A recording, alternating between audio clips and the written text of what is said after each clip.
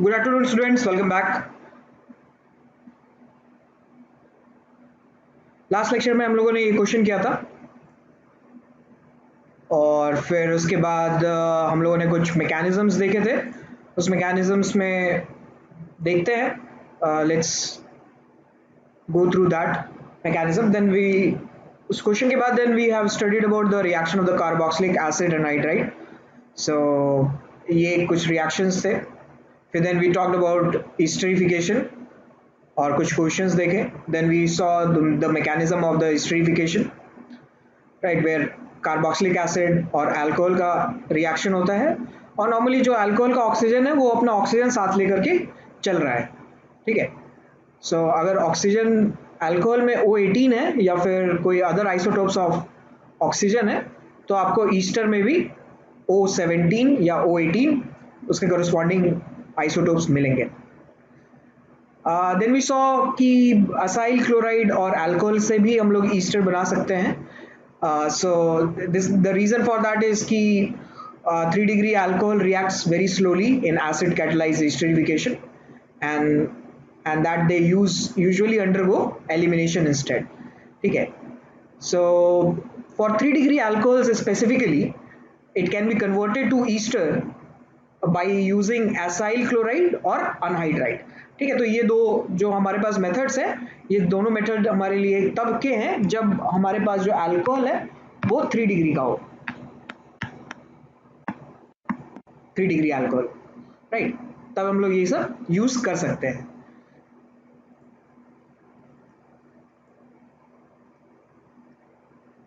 Then we came up with some questions। उसके बाद then we were talking about the transesterification, जहाँ पे एक alkyl group can be replaced by the other alkyl group in the ester। So अगर R double dash है और if we are taking R1OH as one of the alcohol, then esterification होने के बाद या transesterification होने के बाद आपका OR double dash के बदले OR1 लग जाएगा। ठीक है। तो इसमें भी इसके बेसिस पे भी क्वेश्चंस देगा। Now we are going to talk about, or we are going to study about the base promoted hydrolysis of ester। So far we have seen the acid catalyzed esterification। ये जो हमारा mechanism था ऊपर, ये acid catalysed mechanism था। You can see that कि यहाँ पे H3O प्लस है, राइट।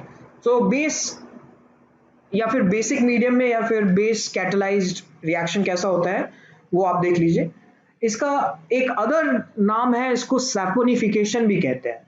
ठीक है। तो सोप्स वगैरह जो प्रोड्यूस होते हैं वो इसी रिएक्शन से प्रोड्यूस किए जाते हैं। ठीक है। इसलिए इसका नाम सैपोनिफिकेशन भी है, राइट। सो यहाँ पे हम लोग क्या कर रहे हैं कि अगर हम एक ईस्टर ले और ईस्टर को बेसिक मीडियम में रखा है, this is taken in a very small quantity NaOH in the form of a catalyst, right. और वाटर जो है हम लोगों ने एक्सेस में लिया है। ठीक है। So this is going to give us carboxylate ion, right, और R double dash OH। So this is hydrolysis of the ester which is base promoted। इसका मैकेनिज्म अगर हम लोग देखेंगे तो देखिए, पहले ईस्टर है हमारे पास R C double bond O O R double dash. इसके बाद अगर बेस आता है तो OH माइनस कार्बन पे अटैक करेगा और कार्बन डबल बॉन्ड ऑक्सीजन का जो पाई बॉन्ड है वो ओपन हो जाएगा, राइट।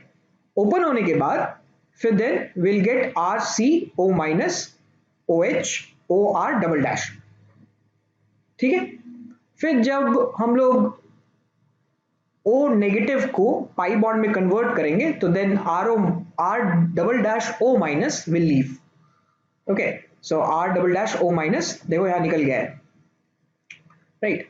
फिर ये R double dash O minus जो है वो आपका कार्बोक्सिलिक एसिड से H प्लस डीप्रोटोनेट कर लेगा because this is acidic and this is basic, right. So this is carboxylic acid and this is O minus acts as a base, right. सो हमारे पास RC double bond O minus आ गया। ठीक है। और साथ में इसमें R डबल डैश OH बन गया। ठीक है। सो अगर हम लोग कुछ ऐसे रिएक्शंस कराते हैं, जैसे देखिए फर्स्ट वाला रिएक्शन आप एक बार करके देखो। अगर आप मैकेनिज्म देखना चाहते हो तो मैं मैकेनिज्म में थोड़ी देर रुक जाता हूं, आप एक बार मैकेनिज्म देख लो।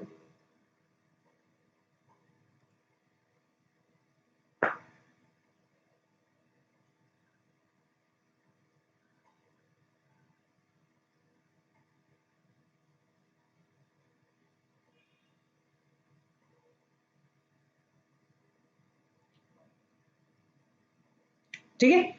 सो इस मैकेनिज्म में जैसे आपको दिख रहा है कि ईस्टर है, ये ईस्टर से हमें कार्बोक्सिलिक एसिड और अल्कोहल मिल रहा है, और ये जो अल्कोहल है ये आर डबल डैश से आ रहा है, राइट। तो सिमिलरली अगर हम लोग इसी तरीके से इसको सॉल्व करें तो फिर क्या बनना चाहिए?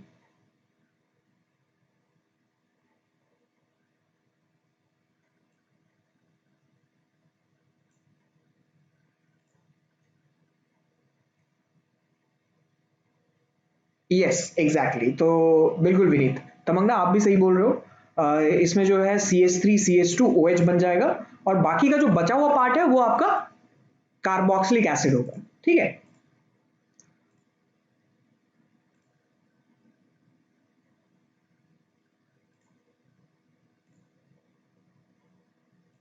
नेक्स्ट वाला ट्राई करके देखो।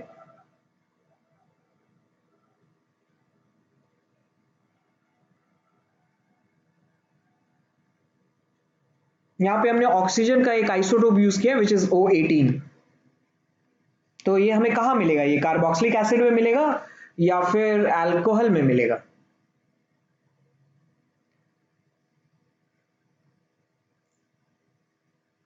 बिल्कुल बिल्कुल, ये बिल्कुल सही तमंगना, वेरी गुड। यस सितेश, सो ये हमें अल्कोहल में मिलेगा, राइट। और अल्कोहल में अपने पास O18 होगा।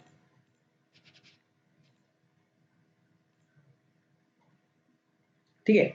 सो the hydrolysis of ester is nothing but that is the opposite of that of the esterification reaction, क्योंकि ईस्टरिफिकेशन रिएक्शन आपका हर एक स्टेप रिवर्सिबल है। नेक्स्ट वाला देखो सॉल्व करके।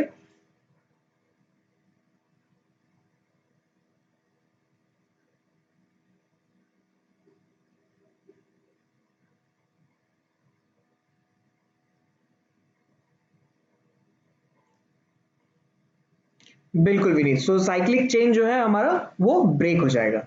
अगर हम लोग देखें कि पहले से क्या फॉलो करते हुए आए हैं, तो what we are doing is कि हम लोग ये C डबल बॉन्ड ऑक्सीजन और ऑक्सीजन का बॉन्ड जो है वो ब्रेक कर रहे हैं। यहाँ पे भी ये बॉन्ड जो है वो ब्रेक हो जा रहा है, और यहाँ पे जो बॉन्ड जो ब्रेक हुआ है C डबल बॉन्ड ऑक्सीजन, उसकी जगह OH आकर के लग रहा है, और ये OH हमें बेस से मिल रहा है, राइट। तो सिमिलरली यहाँ पे भी ऐसे ही कुछ होगा कि C डबल बॉन्ड ऑक्सीजन और ऑक्सीजन के बीच का जो बॉन्ड है वो ब्रेक हो जाएगा, ठीक है। बिल्कुल। सो यहाँ पे ब्रेक होने के बाद जो प्रोडक्ट आएगा उसमें PHCOH मिलेगा हमें, राइट।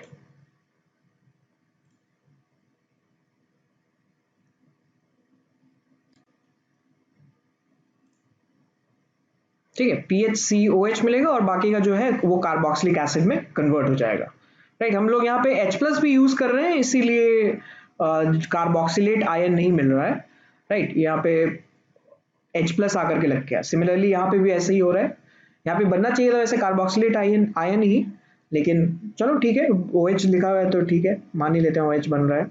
OH नहीं भी बन रहा होगा तो फिर क्या है, वाटर का तो प्रेजेंस है ही, उसमें से फिर आपका कार्बोक्सिलिक एसिड बन जाएगा। यहाँ पे कोई एक इंफॉर्मेशन दिया हुआ है, एक बार आप रीड करके देखो इस इंफॉर्मेशन को, ठीक है। इसमें समझने का बस यही है, द फर्स्ट पार्ट इज कि acid catalysed esterification are called Fischer esterification, ठीक है। जो हमने वो ऊपर रिएक्शन देखा था ना ईस्टरिफिकेशन का, एसिड कैटलाइज ईस्टरिफिकेशन का, इसमें, ठीक है। तो ये सारे जितने भी रिएक्शंस आप देख रहे हो in the presence of small amount of acid as a catalyst, तो इसको हम लोग सब फिशर ईस्टरिफिकेशन बोलते हैं, ठीक है।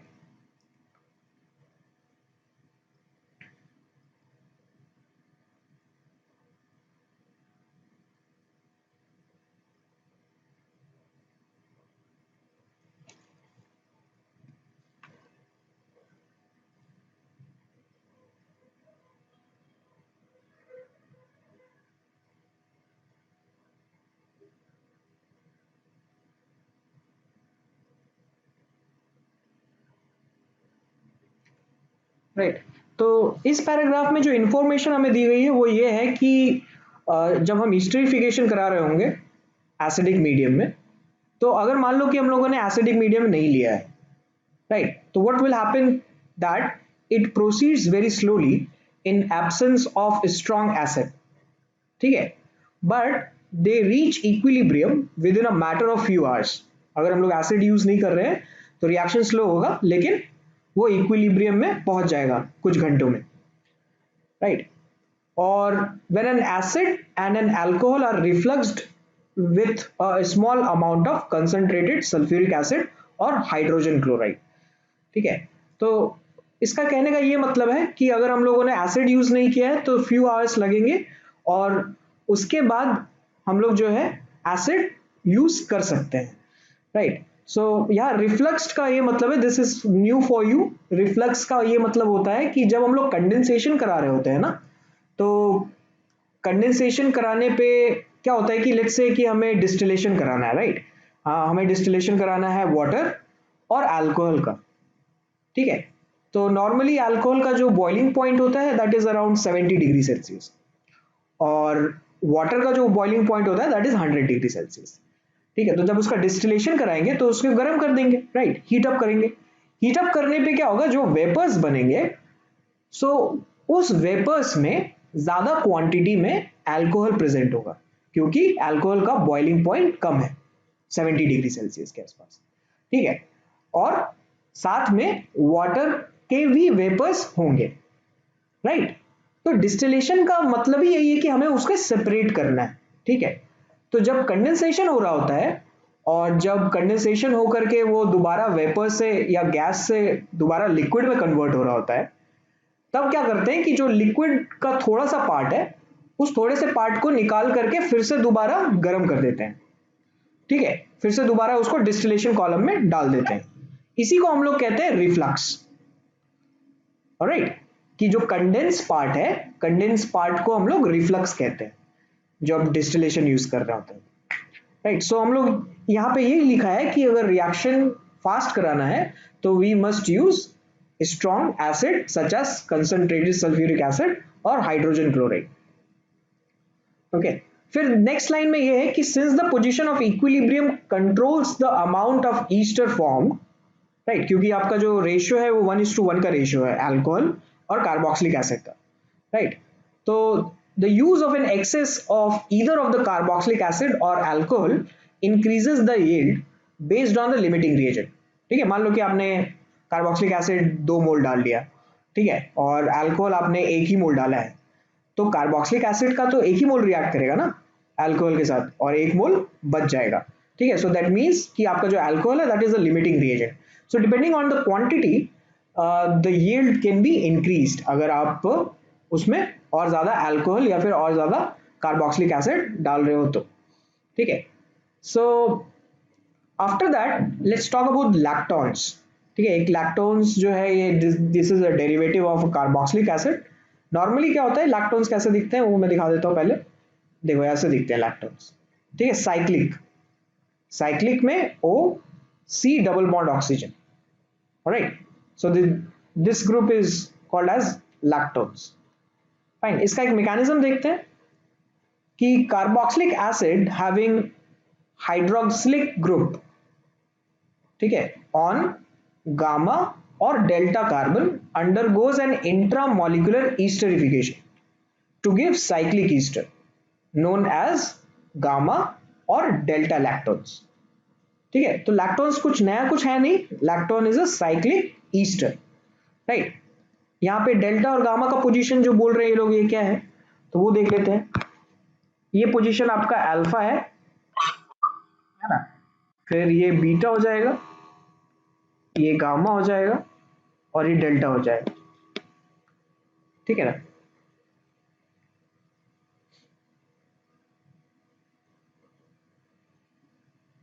आई गेस इसको थोड़ा खिसकाना पड़ेगा, ये वाला पोजीशन,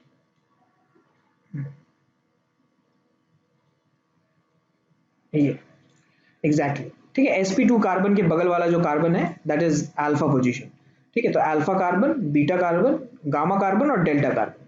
सो आइदर डेल्टा या फिर गामा में हाइड्रोक्सिल ग्रुप हो, OH ग्रुप हो, तब ये हो सकता है, ठीक है। तो एटलीस्ट कितने कार्बन का डिफरेंस होना चाहिए कार्बोक्सिलिक ग्रुप से, एटलीस्ट 2 कार्बन का डिफरेंस होना चाहिए, तीसरे कार्बन पे OH होना चाहिए या चौथे कार्बन पे OH होना चाहिए, तब जो है आपका इंट्रामोलिकुलर ईस्टरिफिकेशन होगा, राइट।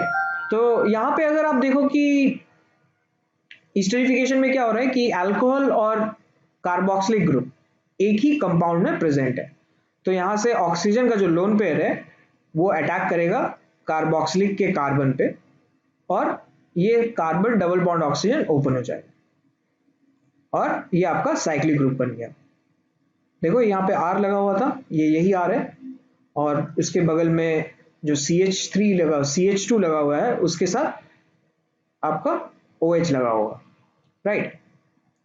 सो आई गेस कि हाँ ये सही है, CH2 के बगल में OH लगा हुआ है, और इसके साथ फिर ये कार्बोक्सिलिक ग्रुप में जैसे ही जाएगा वो आपका COH और COH बन जाएगा, ठीक है ना। फिर इसके बाद फिर से दोबारा एसिड बेस रिएक्शन होगा, इस ऑक्सीजन का H हाइड्रोजन H प्लस के फॉर्म में निकलेगा और किसी एक OH में प्रोटोनेट हो जाएगा। प्रोटोनेशन के बाद अगर ऑक्सीजन अपना लोन पेयर ड्रॉप करता है तो H2O is a good leaving group, और ये यहाँ से निकल के चला जाएगा, ठीक है। सो फाइनली रिएक्शन में हमें ये डेल्टा लैक्टोन मिला है, क्योंकि ये डेल्टा पोजीशन से अटैक हुआ है ऑक्सीजन पे, alpha beta gamma delta, right. So that is why this is known as delta lactones, fine.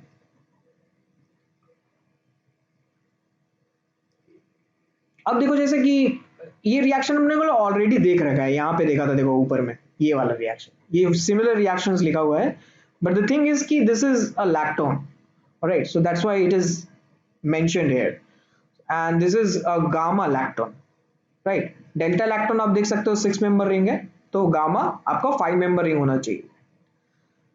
इसमें अगर हम लोग NaOH और H2O से रिएक्शन कराएंगे तो वी ऑल नो कि what is going to happen, this will be base catalyzed esterification, base catalyzed hydrolysis of ester, right, और इसके बाद ये ओपन चेन में कन्वर्ट हो जाएगा, राइट। तो जैसे देखिए आप फर्स्ट वाला बना करके देखो कैसे बनेगा लैक्टोन, कितना मेंबर का रिंग बनेगा,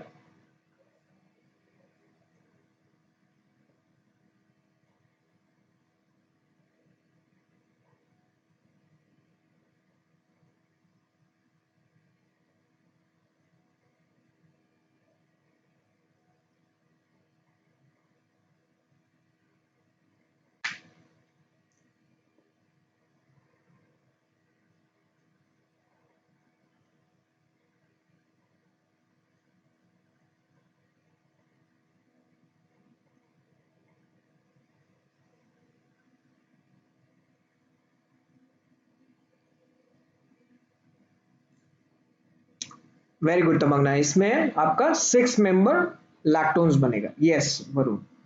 सो यू कैन सी कि आप हमने जो डेफिनेशन पढ़ा उस डेफिनेशन के अकॉर्डिंग हमारे पास बस दो types of, there will be 2 types of lactones, right. एक 6 मेंबर होगा और एक 5 मेंबर होगा। वी ऑल नो कि 7 मेंबर जाते ही उसकी जो स्टेबिलिटी है with comparison to 6 member ring वो डिक्रीज हो जाएगी, ठीक है। तो हमारे पास आइदर गामा लैक्टोन्स होने चाहिए या डेल्टा लैक्टोन्स होने चाहिए।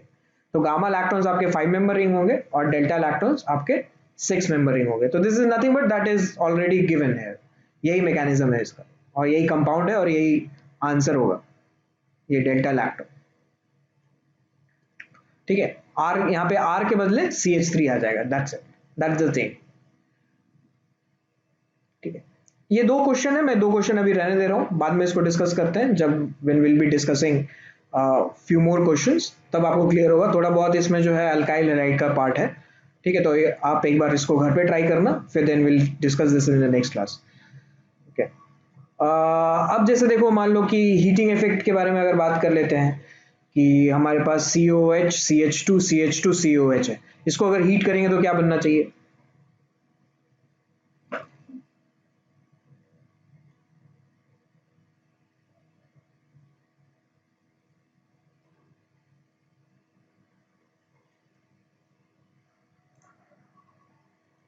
exactly Vinith, very good. So this is, we can follow the mnemonics, oh my sweet good apple, right, or oh my sweet, that's so this is succinic acid, right, और succinic acid में H2O release होता है, water will leave, right. तो ये water बनने के बाद ये एक साइक्लिक रिंग में कन्वर्ट हो जाएगा। बिल्कुल, बिल्कुल वरुण। सो यहाँ से आपका प्रोडक्ट आ गया H2O निकलने के बाद ये साइक्लिक प्रोडक्ट। ठीक है, फिर नेक्स्ट वाला सॉल्व करके देखो। EtCOCl और EtCO माइनस, ये हम लोग यूज कर रहे हैं।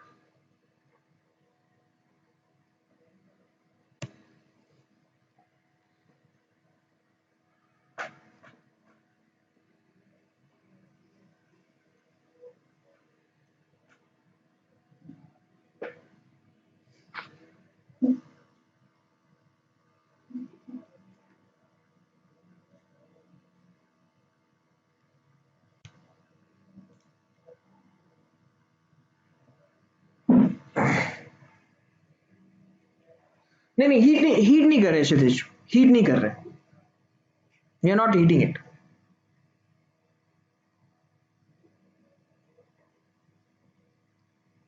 ओके चलो, पहला एक मैं बता देता हूँ, उसके बाद फिर आप दूसरा नेक्स्ट वाला करना। ठीक है, इसको कैसे करते हैं। इसमें पहले तो आप ये देखो कि अटैक किस कहाँ से होगा। ठीक है, which species is going to attack at carbonyl group, right. Yes Vineet, you are absolutely right. So पहली बात तो कि ये आपका EtCOCl है,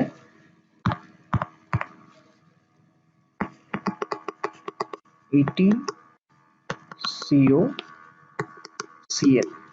और यहाँ पे हमारे पास है EtC double bond O minus and Na plus. ठीक है, तो अटैक होगा आपका ऑक्सीजन से ना, ये ऑक्सीजन अटैक करेगा इस कार्बोनिल ग्रुप में and Cl will leave. So thus we are getting EtC double bond OCOET, where Et is ethyl। Okay, similarly last वाला करके देखिए आप।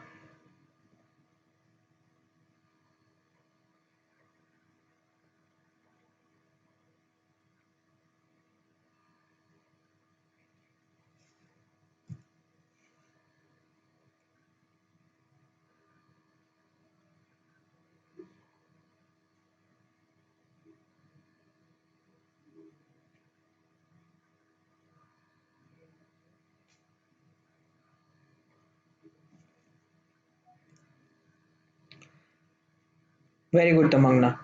सो लास्ट में EtO माइनस और K प्लस है, तो C2H5O माइनस या EtO माइनस अटैक करेगा कार्बोनिल ग्रुप में, और आपका जो प्रोडक्ट है वो हो जाएगा MECOOET।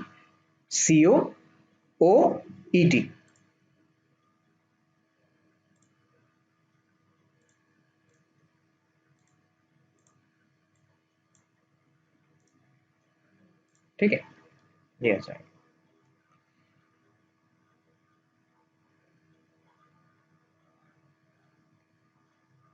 नेक्स्ट क्वेश्चन नंबर 2 देखिए, सॉल्व करके देखो क्या आना चाहिए।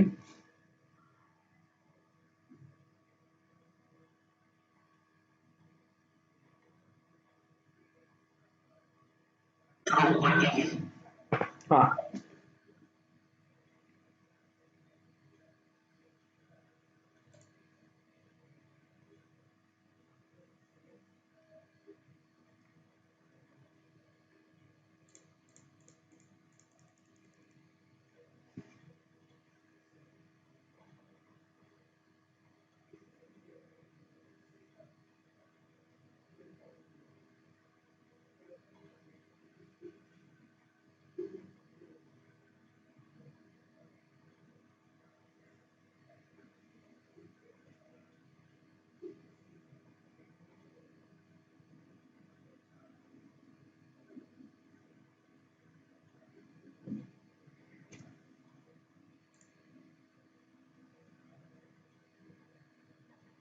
Very good Prashant, you are absolutely right.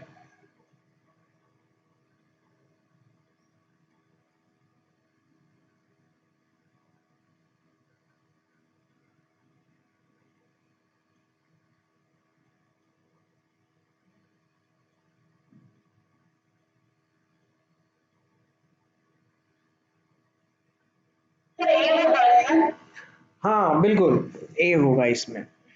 ठीक है ना, देखो देखते हैं कैसे आ रहा है, समझ में आ रहा है क्या होना है यहाँ पे। पहले NaCN से रिएक्शन होगा, CH3CH होगा, तो प्रोडक्ट बनेगा CH3,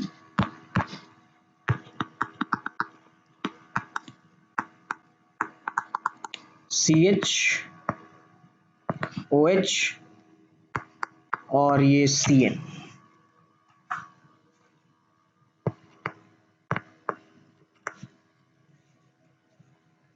ठीक है,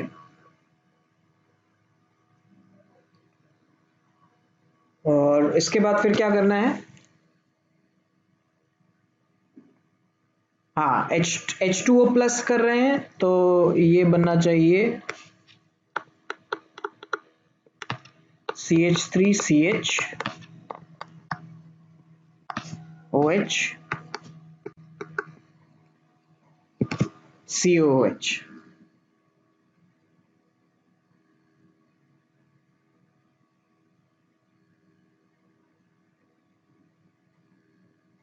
राइट, फिर इसके बाद अगर PCC करेंगे तो ये बनना चाहिए CH3C double bond O COH। ये तो लेकिन C आ रहा है आप लोगों का, A कैसे आ रहा है?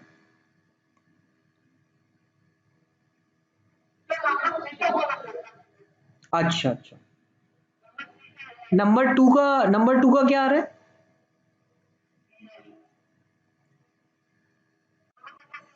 C आ रहा है ना?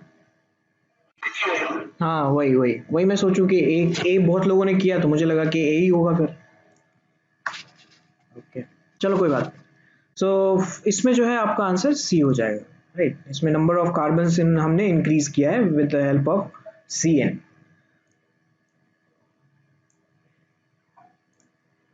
यहाँ आंसर क्या दिया हुआ है? सी दिया हुआ है, वेरी गुड। चलो तो नेक्स्ट क्वेश्चन नंबर 3 देखिए।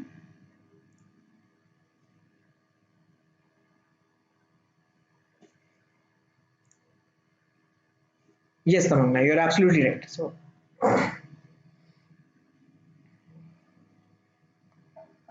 क्षितिज आप भी सही बोल रहे हो, बिल्कुल सही है। Very good Vineet. वरुण आपका भी सही है, वेल डन।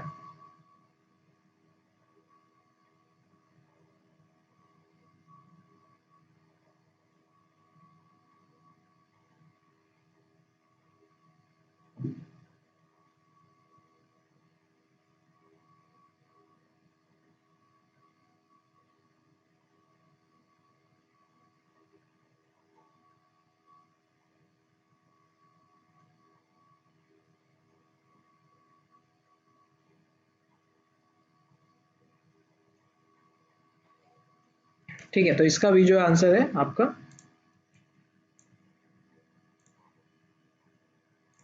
वो ये आ जाए। ठीक है, नेक्स्ट क्वेश्चन नंबर 4।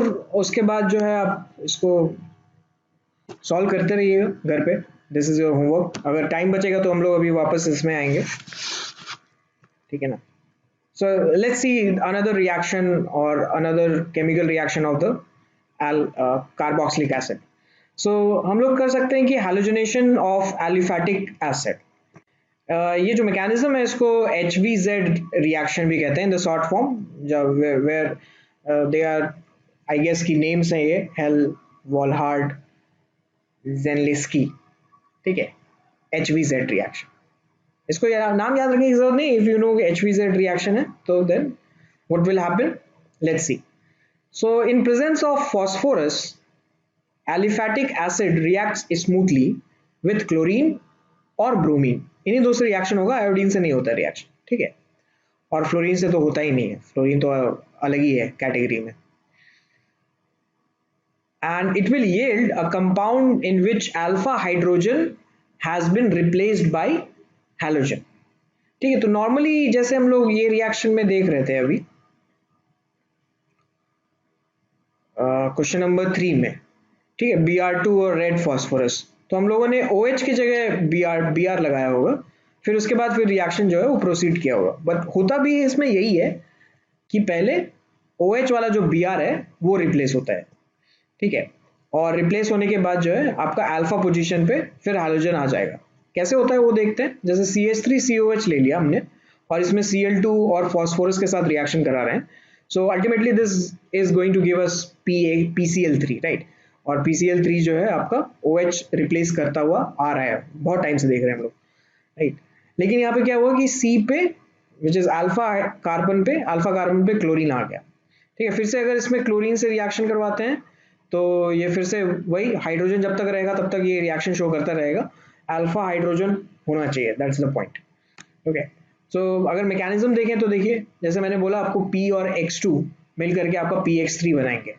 सो अगर हम एक कार्बोक्सिलिक एसिड लेते हैं तो इस कार्बोक्सिलिक एसिड में PCl3 या PX3 का अगर रिएक्शन कराएंगे तो we will get this which is acyl halide, ठीक है, RCH2 C double bond O X।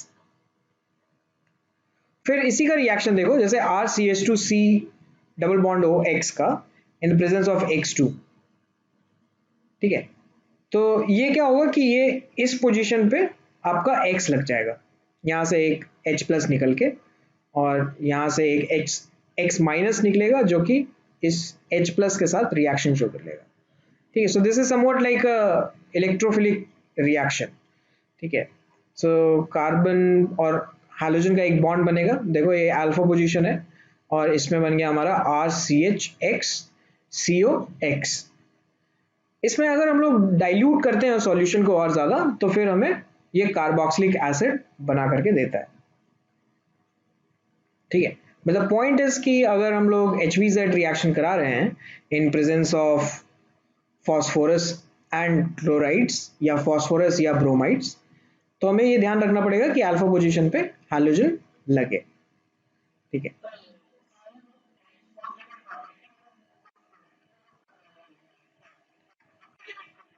और नहीं, प्रोटेक्टिंग ग्रुप नहीं बनाया गया है। ये देखो यहां तक तो रिएक्शन ठीक है, राइट, सेकेंड स्टेप तक सही है, मानते हैं ये बात, है ना। उसके बाद क्या हुआ है कि X2 का रिएक्शन हुआ है इस कंपाउंड के साथ, राइट। तो X2 क्या है, एक तरीके से इलेक्ट्रोफाइल है ना। एक तरीके से X2 इज एन इलेक्ट्रोफाइल, क्योंकि हम लोगों ने देखा है कि एल्कीन में भी एडिशन होता है Br2 का इन the presence of CCl4। Okay, so first of all यहाँ से जो X है वो X तो कहाँ ही अटैक करेगा, अटैक करने का तो पोजीशन आपके पास यही वाला है जहाँ पे इलेक्ट्रॉन्स की अवेलेबिलिटी हो सकती है, बाकी और भी चेन्स में होगा, बट द थिंग इज कि यहाँ से अगर आपका C माइनस बनता है तो that C negative will be stable, right. हालांकि C नेगेटिव बनता नहीं है but the property will be कार्बो अनायन property, H plus निकल गया ना यहाँ से, तो C माइनस या फिर कार्बो अनायन की प्रॉपर्टीज है। तो ये कार्बो अनायन जाकर के, या फिर यूं कहें कि इस कार्बन पे इलेक्ट्रॉन डेंसिटी कंपैरेटिवली ज्यादा है बाकी और कार्बन से। I am not including the carbon of C double bond OX, I am including the carbon of the alkyl group, ठीक है। तो यहाँ पे इलेक्ट्रॉन की अवेलेबिलिटी ज्यादा होने की वजह से, या फिर the tendency of hydrogen attach to this carbon is to leave और इज टू डिप्रोटोनेट, डिप्रोटोनेट होकर के C नेगेटिव बनाएगा और C negative will be stable because of the resonance या फिर रेजोनेटिंग स्ट्रक्चर्स, राइट। तो इसीलिए यहाँ पे जो है आपका X आकर के अटैच हो गया फिर से, अभी भी ये वही COX वैसा ही है, ठीक है। COX पे कोई फर्क नहीं पड़ रहा है, COX पे रिएक्शन और फर्दर नहीं होगा। बिल्कुल बिल्कुल कर सकता है, एकदम एकदम कर सकता है, ठीक है। तो ये हो सकता है, पॉसिबिलिटी है कि यहाँ से यहाँ पे अटैक हो जाए, राइट।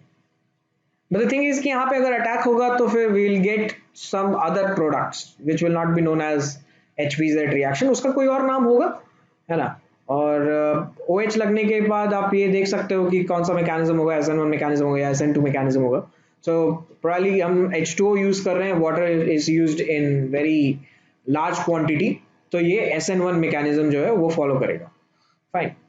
अगर यहाँ पे अटैक हुआ तो, लेकिन if we want to make a product or if we want to make a product of a carboxylic acid, then हमें जो H2O का अटैक है वो C डबल बॉन्ड ऑक्सीजन पे ही कराना पड़ेगा, ओके।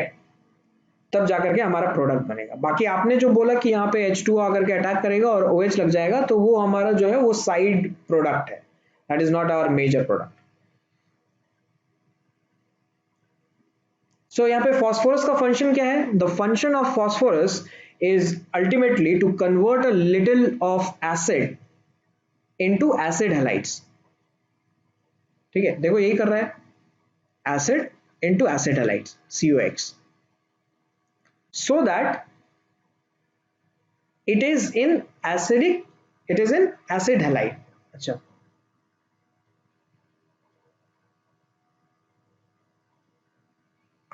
ये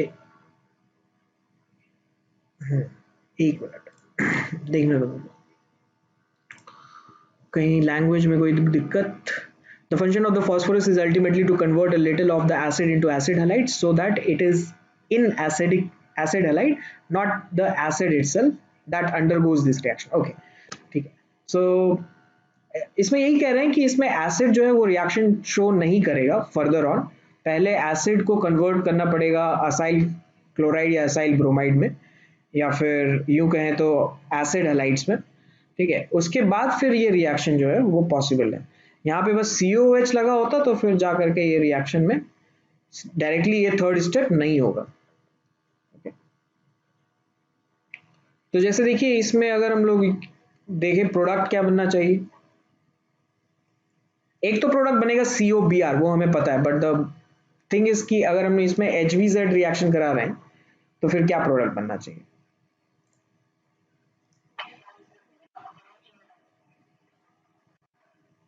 हाँ, लेकिन हम लोग हीट नहीं कर रहे हैं ना, हम लोग यूज कर रहे हैं रेड फॉस्फोरस। तो रेड फॉस्फोरस का काम क्या होगा? आपका PBr3 बनाए, है कि नहीं? और PBr3 बनाने के बाद जो हमारा मैकेनिज्म है वो यही 3 मैकेनिज्म या 3 स्टेप मैकेनिज्म यही होगा। देख लो मैकेनिज्म एक बार अच्छे से देखिए।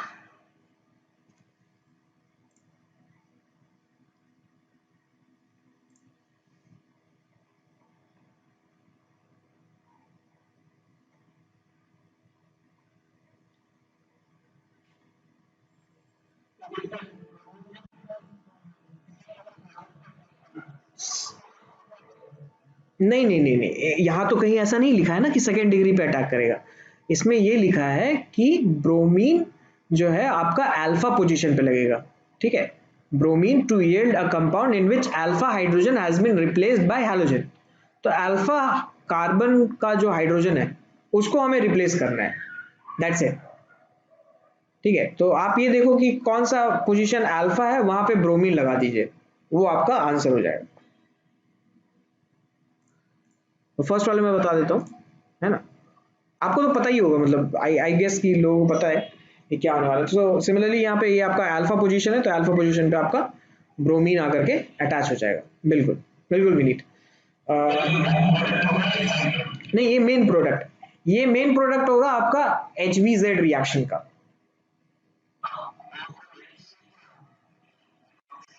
हाँ, ये इस टाइम में मेंशन नहीं किया होगा कि ये कौन सा रिएक्शन है एग्जैक्टली।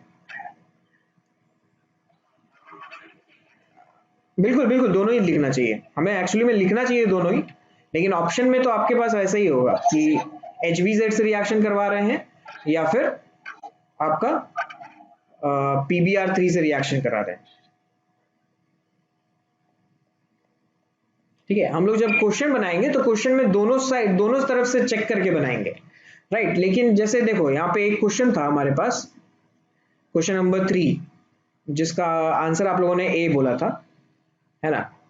तो ये देखो कि यहाँ पे हम लोगों ने जो आंसर किया है वो आंसर किस बेसिस पे किया है कि Br2 आपका OH हटाएगा, ना कि ये अल्फा हाइड्रोजन, राइट। अगर अल्फा हाइड्रोजन हटा रहा होता तो the reaction would have been something else, right, और the product will have been something else.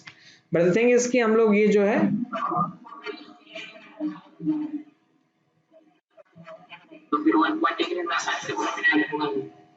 नहीं ऐसा हम नहीं बोल सकते आसानी से ऐड होगा कि नहीं, अगर HVZ कराने पे आ गए तो हो जाएगा एडिशन, है ना। और क्योंकि मैकेनिज्म में जो इंटरमीडिएट का प्रॉपर्टी है वो कैसा प्रॉपर्टी है? Carbocation, carbon free radical, कार्बो anion, कैसा प्रॉपर्टी है आप बताइए?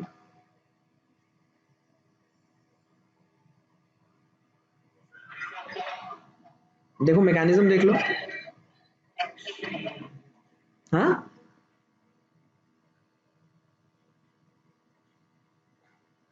नहीं यार, क्वेश्चन पे कैसे डिपेंड करेगा? मैकेनिज्म पे डिपेंड करेगा ना।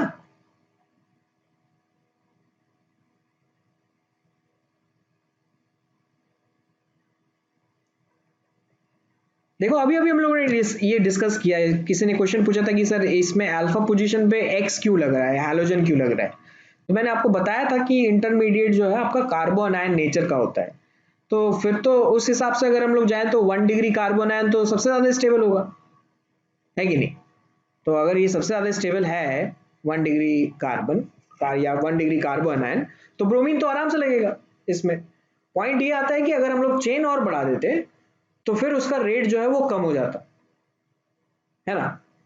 तो यहाँ पे दोनों टाइप ऑफ प्रोडक्ट्स बन सकते हैं, यहाँ पे CH2Br COH भी बन सकता है, और साथ में इसमें CH3COBr भी बन सकता है।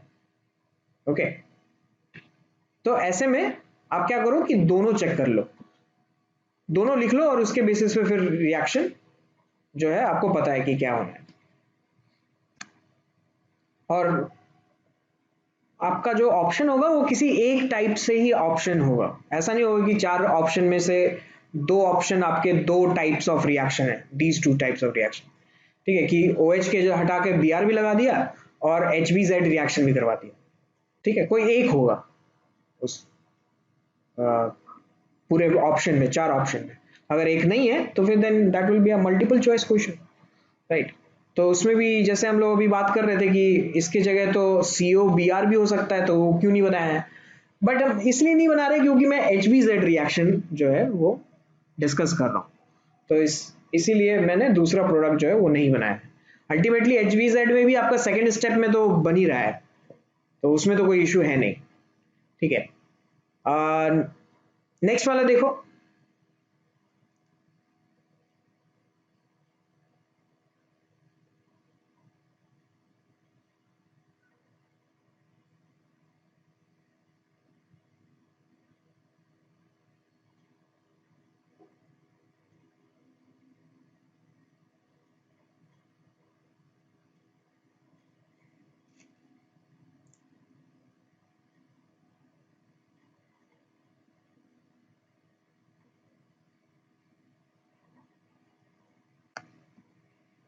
और हाँ एग्जैक्टली, NH2 लग जाएगा। NH2 कहाँ लग जाएगा, किसकी जगह पे?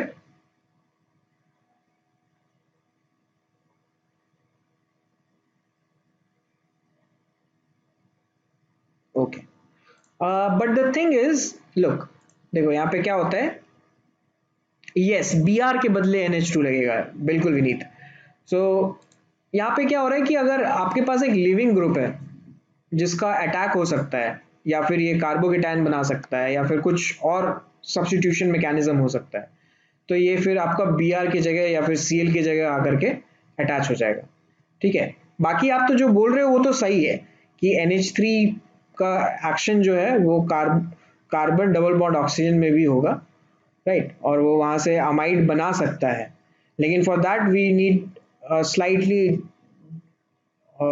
स्लाइटली डिफरेंट अमाउंट और स्मॉल क्वांटिटी ऑफ एसिड और बेस। ठीक है, तभी जाकर के ये हो सकता है। एसिडिक मीडियम लेंगे तो COH बन जाएगा, या C, और फिर अगर बेसिक मीडियम लेंगे तो CO माइनस ऐसे बन जाएगा।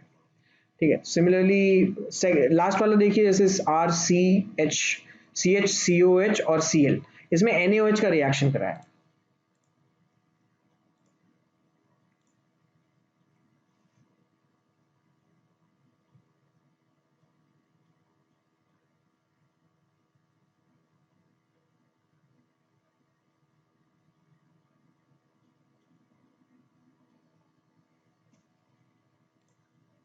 बिल्कुल, OH जो है वो रिप्लेस कर देगा क्लोरीन को। एग्जैक्टली, वेरी गुड, बहुत अच्छे, राइट? तो आप जैसे देख रहे हो कि ये OH माइनस के प्रेजेंस में पहले H प्लस को भी कंज्यूम कर सकता है, लेकिन मान लो कि सारा का सारा कंज्यूम हो गया, ठीक है, लेकिन अब उसके बाद क्या? अगर कंज्यूम भी हो गया तो। सिमिलरली यहाँ पे भी ऐसा हो सकता है कि COH से H प्लस आ सकता है, NH3 तो बेस भी तो है, तो COH से H प्लस आकर के NH4 प्लस बन गया, है कि नहीं? तो फिर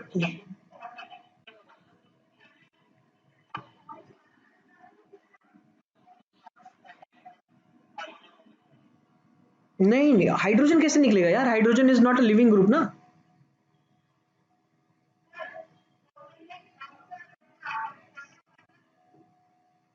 पहला मतलब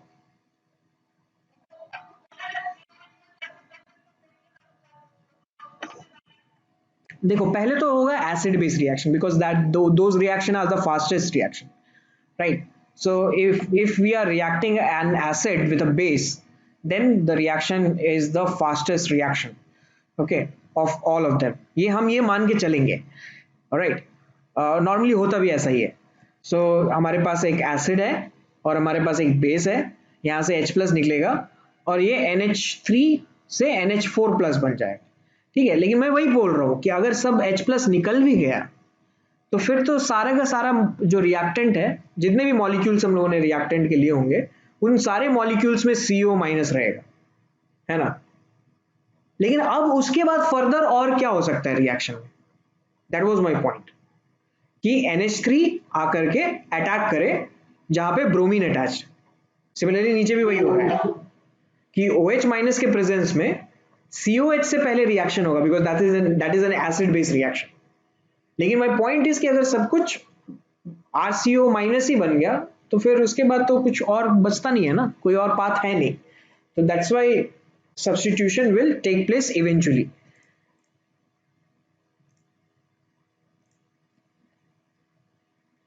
ठीक है, since we are talking about the derivatives of the carboxylic acid, that is why we are doing this, alright? Otherwise I would have taken की, मतलब मैं जैसे मैंने आपको बताया वो लिखा ही होता वैसे, right?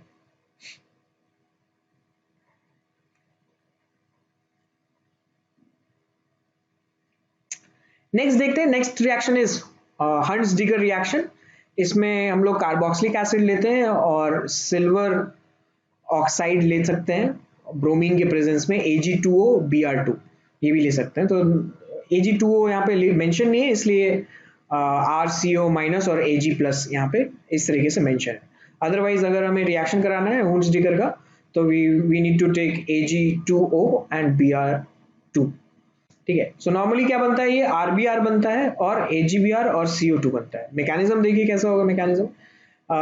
फर्स्ट मैकेनिज्म में पहले Br2 का अटैक होगा, ठीक है। तो as I said Br2 is an electrophile, वो जाकर के इलेक्ट्रॉन जो प्रोवाइड कर सकता है उसके साथ जाकर के रिएक्शन शो करेगा, where O minus is providing electron.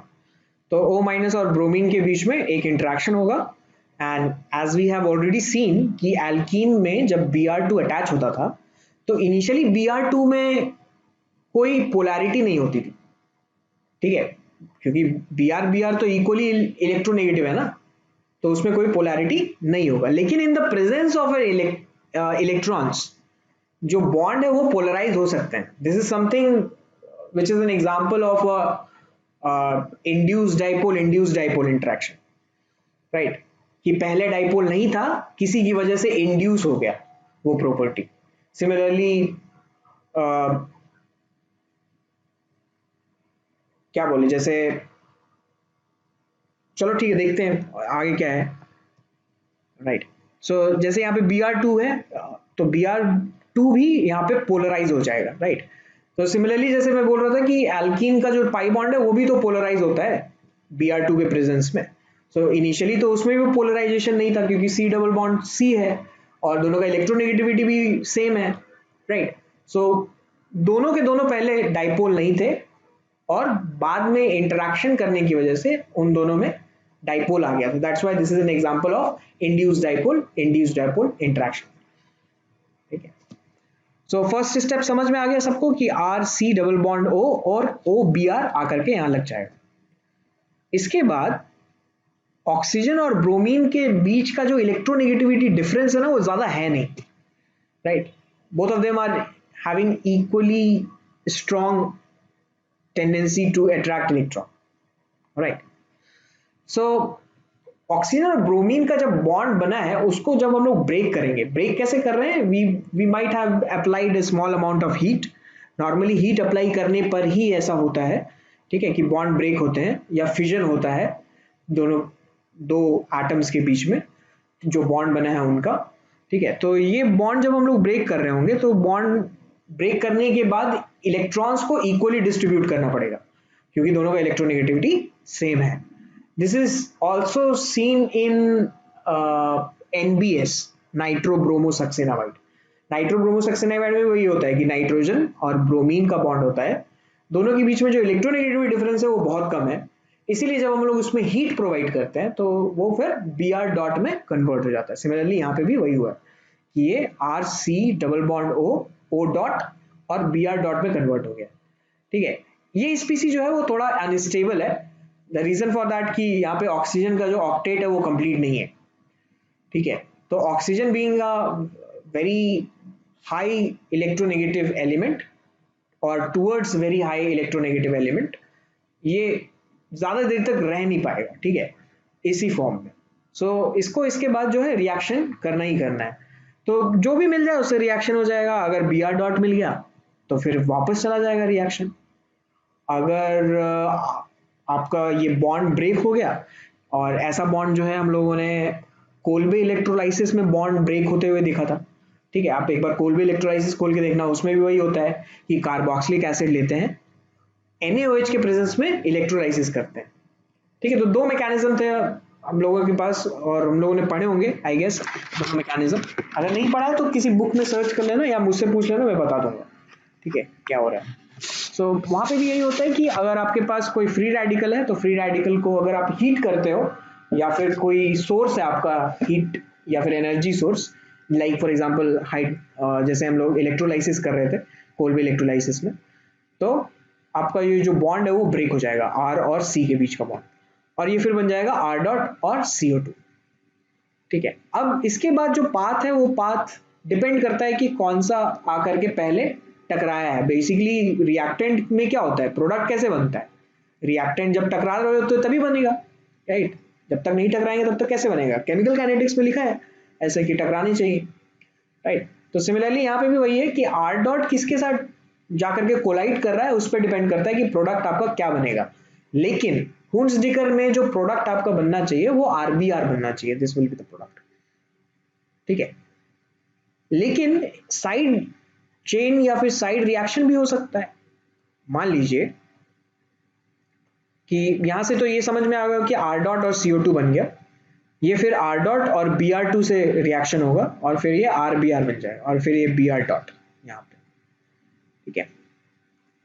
अब मान लो कि हमारे पास कोई RCH double bond oxygen OBr है, इसको हम लोगों ने Br डॉट से रिएक्शन करा दिया, राइट। तो ये Br डॉट और ये Br डॉट आपस में मिल जाएंगे, दोनों सिमिलर एटम्स हैं, ठीक है।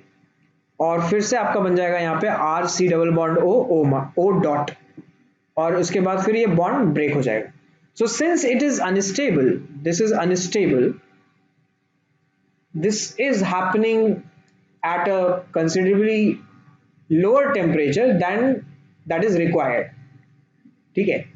नॉर्मली हमें कार्बन फ्री रेडिकल बनाने के लिए हाई टेम्परेचर रिक्वायर होता है, ठीक है, या फिर कोई ऐसा रिएजेंट रिक्वायर होता है जो कि रिएक्शन फ्री रेडिकल से इनिशिएट कर पाए, ठीक है।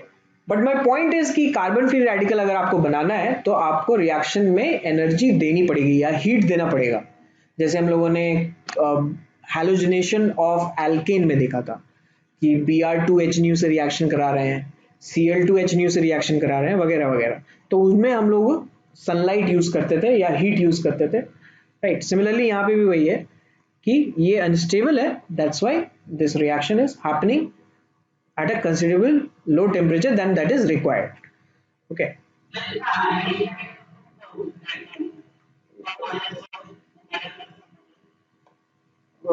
O minus और Br plus,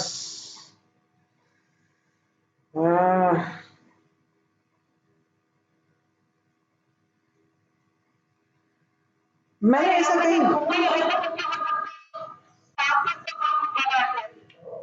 हाँ ये तो मैंने पहले भी बोला है आपको कि ऑक्सीजन और ब्रोमीन के बीच का जो इलेक्ट्रोनेगेटिविटी डिफरेंस है वो बहुत कम है। ठीक है, तो जो नॉर्मली ऐसा होता है तो आपका जो बॉन्ड क्लीवेज होता है वो होमोलिटिक बॉन्ड क्लीवेज होता है, ना कि हेट्रोलिटिक। राइट, जैसे हाँ एग्जैक्टली, या फिर इलेक्ट्रोनेगेटिविटी डिफरेंस बहुत ज्यादा होता है, जैसे एच और सी एल। ठीक है, एच और सी एल के बीच का अगर बॉन्ड हमें ब्रेक करना है तो वो हमेशा हेट्रोलिटिक क्लीवेज में होगा उसमें। ठीक है, उसके बॉन्ड्स के बीच में हाइड्रोजन और chlorine, because the electronegativity difference is very high. Okay, अगर हम लोग मान लो कि कार्बन कार्बन ले लें, या फिर जैसे आप लोगों ने देखा होगा क्लोरीन क्लोरीन ले लेते हैं, सी एल टू और एच न्यू में क्या होता है, यही तो होता है कि क्लोरीन डॉट और क्लोरीन डॉट बनता है एच न्यू प्रोवाइड करने के बाद, या हीट प्रोवाइड करने के बाद, या सनलाइट प्रोवाइड करने के बाद। तो ये इसलिए हो रहा है क्योंकि इलेक्ट्रोनेगेटिविटी डिफरेंस बहुत कम है, इसलिए फ्री रेडिकल मैकेनिज्म शो कर रहा है। ठीक है, एंड बची बात की नेगेटिव हो सकता है कि नहीं हो सकता है, बट द थिंग इज कि एज आई सेड अर्लियर कि जब भी कोई मैकेनिज्म दिया जाता है, that mechanism was given on the basis of the types of reactant taken and the types of product which is being formed. Okay, तो ऐसा उनको दिखा होगा कि रिएक्शन में माइनर प्रोडक्ट आर आर भी बन रहा है ना? बन तो सकता है आर आर, नहीं, जैसे वुड्स रिएक्शन में होता था। तभी जाकर के उनको ये मालूम चला होगा कि ये मैकेनिज्म जो है वो फ्री रेडिकल मैकेनिज्म ही है। राइट, सो आरबीआर तो बनी रहा है, साथ में एक माइनर प्रोडक्ट है आपका R R. Okay, so conversion of silver carboxylate to alkyl bromide. Right, this is conversion of silver carboxylate to alkyl bromide with the help of Br2 gas is known as Hunts-Dicker reaction। ठीक है, इसी को Hunts-Dicker reaction हम लोग कहते हैं। ठीक है, तो एक बार आप मैकेनिज्म देख लो, इसे डाइजेस्ट कर लोगे तो ज्यादा बेटर है।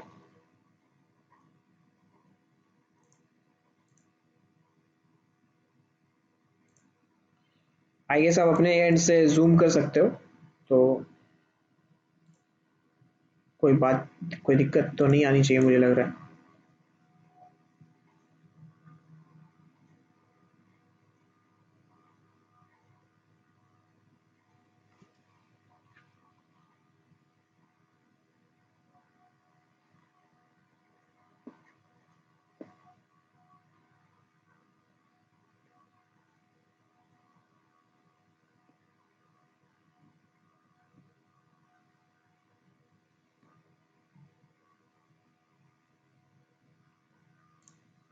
ये हमारा जो है वो मेजर प्रोडक्ट दे रहा है आरपीआर।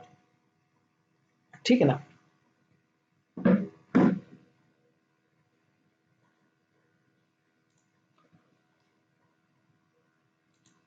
हो जाए तो बताना, मैकेनिज्म एक बार देख लो, समझ लो, लिख भी लो अगर लिखने का मन है तो, क्योंकि लिखोगे तब याद होगा।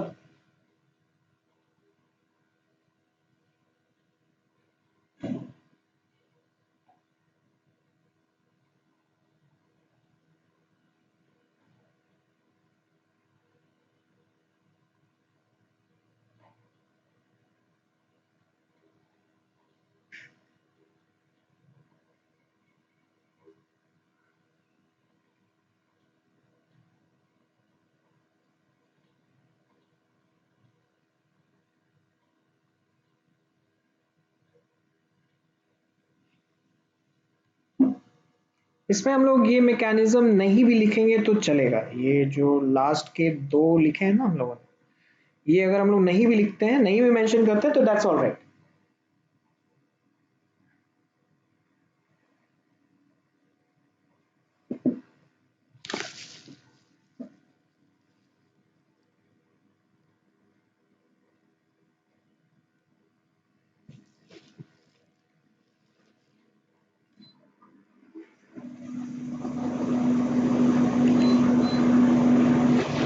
तो आगे बढ़े हम लोग।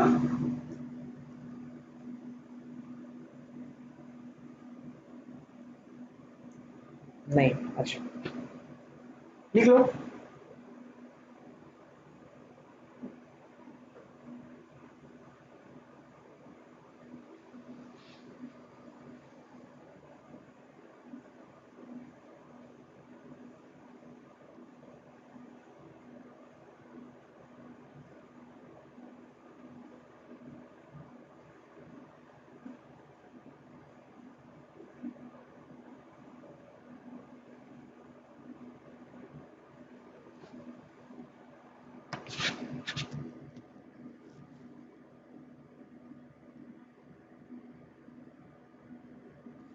हो गया, वेरी गुड। चलो नेक्स्ट आगे बढ़ते हैं, एमाइड्स पे आते हैं। एमाइड्स का रिएक्शंस देखते हैं हम लोग। ठीक है, कंप्लीटली इसको एक न्यू पेज में ले ही आते हैं एमाइड्स।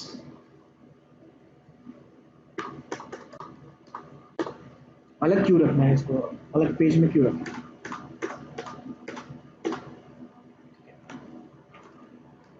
हालांकि हमारे पास अभी डिस्कशन के लिए असाइल भी था, तो असाइल का हम लोगों ने ऑलरेडी कल एक मैकेनिज्म पढ़ लिया था, the reaction as well as formation. तो कार्बोक्सिलिक एसिड में ही आपका कवर हो गया, ठीक है। तो एज इट इज कोई टॉपिक है नहीं, उसका अलग से टॉपिक कोई है नहीं। ठीक है, एमाइड्स का कुछ कुछ अलग अलग रिएक्शंस हैं जो हमें देखना पड़ेगा। So first let's talk about की जनरल मेथड ऑफ प्रिपरेशन कैसे करते हैं असाइल क्लोराइड का। ठीक है, सो in general method of preparation, let's prepare from acyl chloride। हमें अमाइड्स का फॉर्मेशन करना है फ्रॉम असाइल क्लोराइड, राइट। तो we have taken acyl chloride, और इसके बाद असाइल क्लोराइड को हम लोग आइदर 1 डिग्री एमीन या 2 डिग्री एमीन या फिर सिंपली एमीन से रिएक्शन करवा सकते हैं। तो यू नो कि नाइट्रोजन का लोन पेयर है, वो लोन पेयर जाएगा और ये कार्बन पे अटैक करेगा और chlorine will leave and we are going to get amide. Okay, तो सिमिलरली यहाँ पे भी वही हो रहा है कि नाइट्रोजन का लोन पेयर आया, अटैक किया, अटैक करने के बाद ऑक्सीजन का जो पाई बॉन्ड है वो ओपन हो जाएगा और ओ पे नेगेटिव आ जाएगा। ओ पे नेगेटिव आने के बाद ये अगर नेगेटिव चार्ज ड्रॉप होता है तो ड्रॉप होने के बाद Cl विल लीव। ओके, यहाँ पे मेंशन होना चाहिए था, वैसे है नहीं। यहाँ से Cl विल लीव, और Cl के निकलने के बाद ये जो N प्लस है, इस N प्लस के साथ Cl माइनस भी एग्जिस्ट करेगा, या फिर Cl माइनस क्या करेगा कि Cl माइनस H प्लस लेकर के चला जाएगा नाइट्रोजन का, ताकि नाइट्रोजन पे H पॉजिटिव चार्ज जो है वो ना हो। ठीक है ना। सो इसके बाद देखो, जैसे Cl माइनस, जैसे मैंने बोला Cl माइनस H प्लस उठा करके लेके जाएगा and we will be getting amide. So यहाँ पे R या फिर R डैश अल्काइल भी हो सकता है और अराइल ग्रुप भी हो सकता है। ठीक है ना।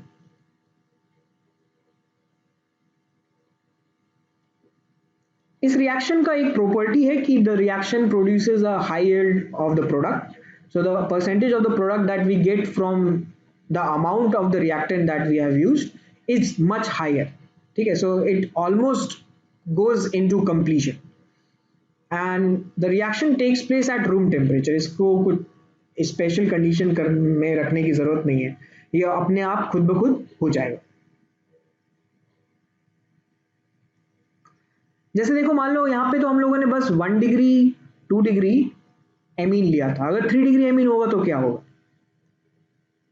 ठीक है, तो देखो 3 डिग्री एमीन, ये फिर वही नाइट्रोजन का लोन पेयर आया, अटैक किया और क्लोरीन विल लीव, तो it will form N plus R3Cl minus.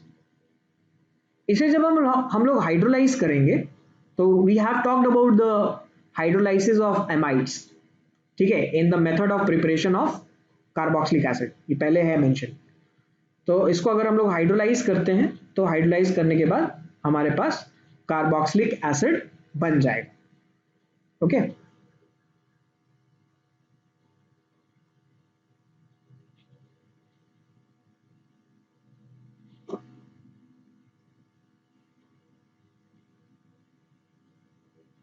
ये मैकेनिज्म देख लीजिए आप एक बार।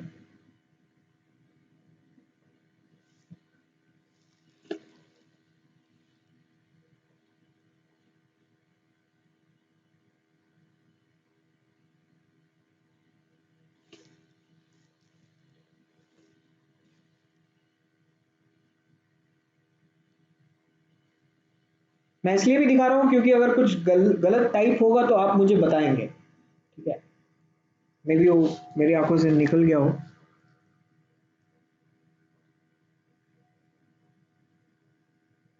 फिर नेक्स्ट सेकेंड बात करते हैं, which is the method of preparation of amide is from anhydride. So carboxylic anhydride में हम लोगों ने ये रिएक्शन भी देखा है पहले, कल की क्लास में जब हम लोग अनहाइड्राइड के कुछ रिएक्शंस देख रहे थे तब। तो इसमें अगर हम लोग एमीन ले या फिर 1 डिग्री या 2 degree amine, this is 1 degree 2 degree या फिर एमीन, NH लगने का ये मतलब है। तो R डैश और R डबल डैश हमारे लिए हाइड्रोजन भी हो सकता है, या फिर अल्काइल ग्रुप भी हो सकता है, या फिर अराइल ग्रुप भी हो सकता है। द पॉइंट इज कि यहाँ पे एटलीस्ट एक हाइड्रोजन चाहिए, so it will provide us amide. Okay, mechanism है इसका, देखो है क्या मैकेनिज्म? नहीं है मैकेनिज्म, चलो कोई बात नहीं। सो मैकेनिज्म में फिर भी वही है कि नाइट्रोजन का लोन पेयर हम लोग खुद से बना सकते हैं मैकेनिज्म। अब इतना तो आता ही है कि नाइट्रोजन का लोन पेयर है, नाइट्रोजन के लोन पेयर को किसी एक कार्बन डबल बॉन्ड ऑक्सीजन पे अटैक करिए, अटैक करने पे ऑक्सीजन पे लोन पेयर आ जाएगा और ये फिर से दोबारा लोन पेयर ड्रॉप होगा, और ड्रॉप होने के बाद ये जो C और ऑक्सीजन का बॉन्ड है ये ओपन हो जाएगा। ठीक है, तो ये स्टेप मैं नहीं दिखा रहा हूँ, मैं सिंपली ये स्टेप दिखा देता हूँ।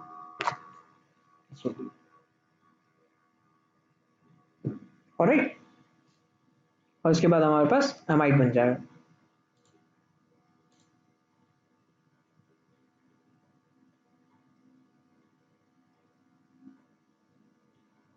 एक ऐसा ही रिएक्शन दिया हुआ है which is the formation of amide. Okay, तो फर्स्ट ऑफ ऑल हम लोग जो NH3 ले रहे हैं वो NH3 वही फिर से नाइट्रोजन एक कार्बन पे अटैक करेगा, कार्बन डबल बॉन्ड ऑक्सीजन पे, और कार्बन और ऑक्सीजन का बॉन्ड जो है वो ओपन हो जाएगा। ठीक है, अब ओपन होने के बाद फिर से दोबारा NH3 अटैक कर सकता है।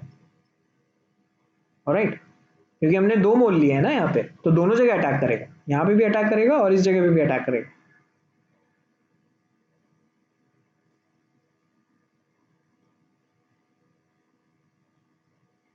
और अगर हम लोग 1 मोल लेते तो ये डायरेक्टली बन जाता है, ये जो थर्ड प्रोडक्ट हमारा बना है वो।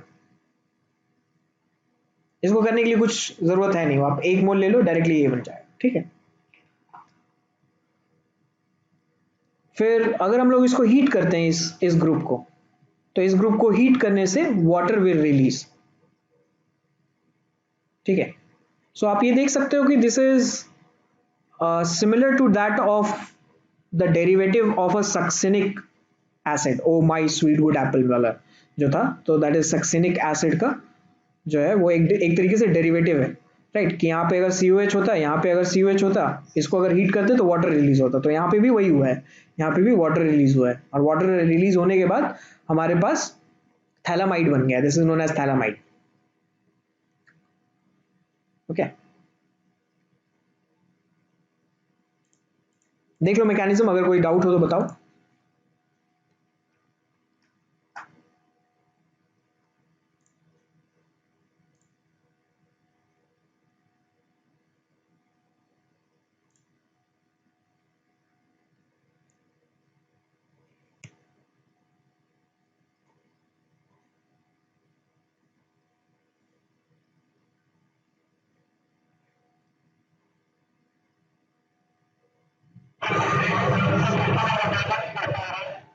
अच्छा, सेकंड से थर्ड स्टेप इसलिए हो रहा है क्योंकि देखो फर्स्ट से पहले सेकंड समझना पड़ेगा हम लोगों को।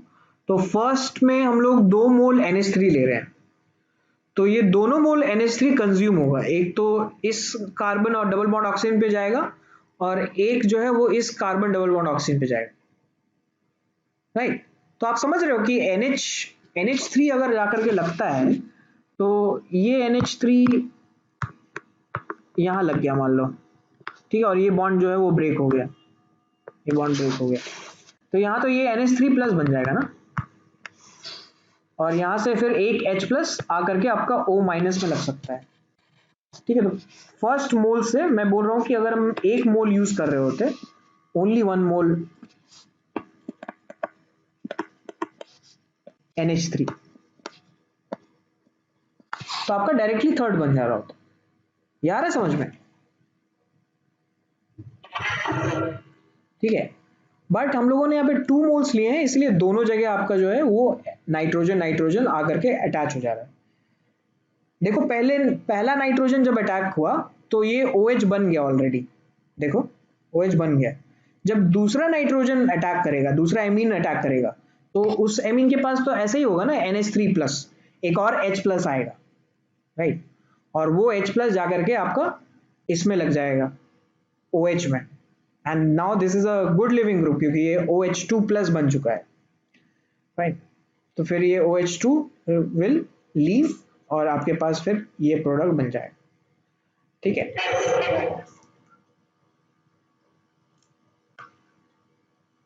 नेक्स्ट मेथड ऑफ प्रिपरेशन देखते हैं फ्रॉम ईस्टर। ईस्टर में भी हम लोग जो है वो रिएक्शन करवा रहे हैं यहाँ पे 1 डिग्री एमीन, 2 डिग्री एमीन और एमीन से। 3 डिग्री एमीन अभी भी हम लोग नहीं ले रहे हैं क्योंकि वो थोड़ा डिफरेंटली रिएक्ट करेगा, हाइड्रोजन नहीं है उस पर, राइट। सो इसमें भी जो है आपका वैसे ही मैकेनिज्म, नाइट्रोजन का लोन पेयर अटैक करेगा, ऑक्सीजन का पाई बॉन्ड ओपन हो जाएगा, फिर अगर क्लोज होता है तो OR∭, इट विल लीव, ठीक है। यहाँ पे क्लियरली मेंशन है कि नाइट्रोजन में जो R' और R" हम लोग ले रहे हैं, ये हाइड्रोजन भी हो सकता है, तो दैट मीन्स कि ये एमीन भी हो सकता है, राइट, और ये 1 डिग्री एमीन भी हो सकता है और ये 2 डिग्री एमीन भी हो सकता है, ठीक है। जैसे नेक्स्ट वाले का देखो, जैसे कैसे क्या प्रोडक्ट बनाए इसका। हमारे पास है CCH2Cl, C double bond oxygen, OC2H5।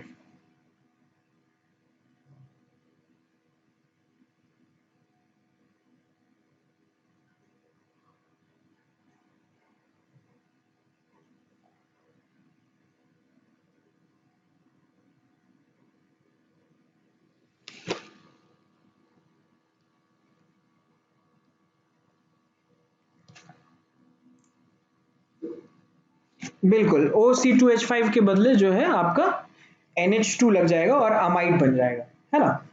बिल्कुल बिल्कुल वरुण, तो एज सिंपल एज दैट, जैसे ऊपर हो रहा है वैसे ही इसको भी हम लोग जो है वो देख सकते हैं इस हिसाब से।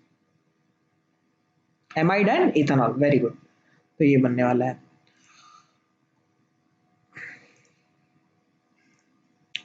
नेक्स्ट देखते हैं केमिकल रिएक्शंस ऑफ अमाइड्स। अभी तक हम लोग प्रोडक्शन देख रहे थे, there were 3 methods of production of amides, which is from acyl chloride, right, from esters, और जो हम लोगों ने सेकेंड वाला देखा वो, ठीक है, carboxylic anhydride.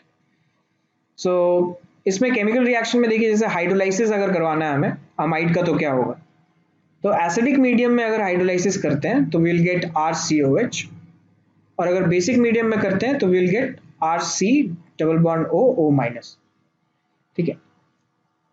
The point is कि hydrolysis of amide is slow as compare to the hydrolysis of ester, thus it requires heat and strong acid, okay. Heating इसलिए कर रहे हैं क्योंकि अगर टेम्परेचर बढ़ाएंगे तो rate of the reaction will also go up. Mechanism पे आते हैं हम लोग, पहले एसिड मैकेनिज्म देख लेते हैं, एसिड कैटलाइज मैकेनिज्म, फिर जाकर के नेक्स्ट बेस कैटलाइज भी देख लेंगे। So first of all H2O में H+ का अटैक होगा from the acid that we are using strong acid, तो H+ का कंसेंट्रेशन इज हाई, ठीक है। तो H3O+ बन जाएगा जितना भी वाटर है। H3O+ बनने के बाद ऑक्सीजन का जो लोन पेयर है वो हाइड्रोजन एक्सट्रैक्ट कर लेगा, ठीक है। हाइड्रोजन एक्सट्रैक्ट करने के बाद ऑक्सीजन में पॉजिटिव चार्ज आ गया। अब जो वाटर मॉलिक्यूल प्रेजेंट है ऑलरेडी सॉल्यूशन में, उस वाटर मॉलिक्यूल में ऑक्सीजन का लोन पेयर जो है वो इस कार्बन पे आकर के अटैक करेगा, ठीक है, और ये आपका R, C, OH, NH2 और O+H2 या H2O+, ये बन रहा है। ठीक है, OH आपका यही वाला है क्योंकि carbon pi bond oxygen open हो गया है। ठीक है, तो अब ऑक्सीजन पे पॉजिटिव चार्ज नहीं रहेगा, तो ये वाला OH है। फिर नेक्स्ट में ये NH2 है, तो ये भी NH2 है, और ये जो H2O आया है अटैच हुआ है, ये H2O+ के फॉर्म में अटैच हुआ है। ठीक है, फिर यहाँ पे इंट्रामोलिकुलर एसिड बेस रिएक्शन हो जाएगा, क्योंकि H2O+ में ऑक्सीजन पे तो पॉजिटिव चार्ज है ना, तो दैट मीन्स कि H+ का प्रेजेंस है, इस H+ का अटैक हो जाएगा NH2 पर, और वो NH2 से NH3+ बन जाएगा। इसके बाद क्या होगा कि ऑक्सीजन का जो लोन पेयर है वो लोन पेयर ड्रॉप हो सकता है।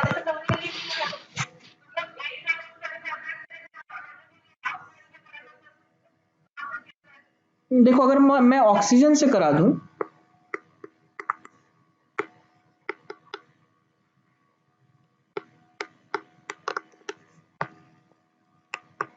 तो कुछ अलग चीज बन रहा है क्या?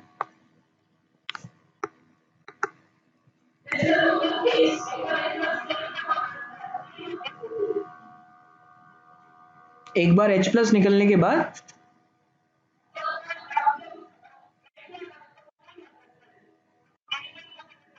नहीं, मैं वही पूछ रहा हूँ कि इन दोनों में कोई डिफरेंस है क्या, इसमें और इसमें क्या डिफरेंस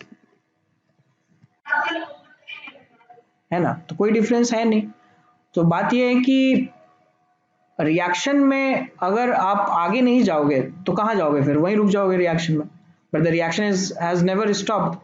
ठीक है, this reaction is all over an equilibrium reaction, right? And the reaction never stops in an equilibrium reaction, specifically for dynamic equilibrium reactions. Okay, तो H+ का मैं क्या करूँ, इस H+ का जो H+ ऑलरेडी यहाँ पे अटैच्ड है। ठीक है, फर्स्ट थिंग ये है। Second thing and the most important thing is कि ऑक्सीजन और नाइट्रोजन में nitrogen is more basic than oxygen, है ना? जीओसी में आप लोगों ने देखा होगा या फिर इलेक्ट्रोफिलिक एरोमेटिक सब्स्टिट्यूशन में देखा होगा कि जब हम लोग एनिलीन में जब हम लोग ब्रोमिनेशन करवाते हैं Br2 वाटर के साथ, तो दोनों ऑर्थो और एक पैरा पोजीशन पे ब्रोमीन लग जाता है ना? Even at a very low temperature 0 to 5 degree Celsius. वही अगर आप फिनॉल में कराओ रिएक्शन Br2 वाटर का एट 0 to 5 डिग्री सेल्सियस, उसमें जाकर के आपका बस एक जगह लगेगा विच इज पैरा पोजीशन। ठीक है, तो वो एक तरीके से प्रूफ है कि नाइट्रोजन की डोनेशन कैपेसिटी ज्यादा है इलेक्ट्रॉन की एज कंपेयर टू ऑक्सीजन। ठीक है, तो OH और NH2 में हमारे पास nitrogen is a better base और ए स्ट्रॉन्गर बेस, इसलिए H+ जो है नाइट्रोजन पे जाकर के लग गया है। नाउ अगर ये ऑक्सीजन अपना लोन पे ड्रॉप करता है सपोज, तो NH3 निकल जाएगा because this is a good leaving group. NH3 जैसे H2O होता है, H2O is a good leaving group, right? तो ये आपका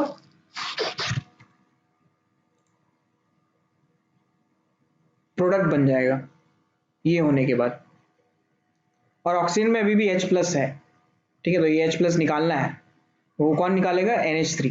देखो यहाँ पे फिर से NH3 आ गया, राइट?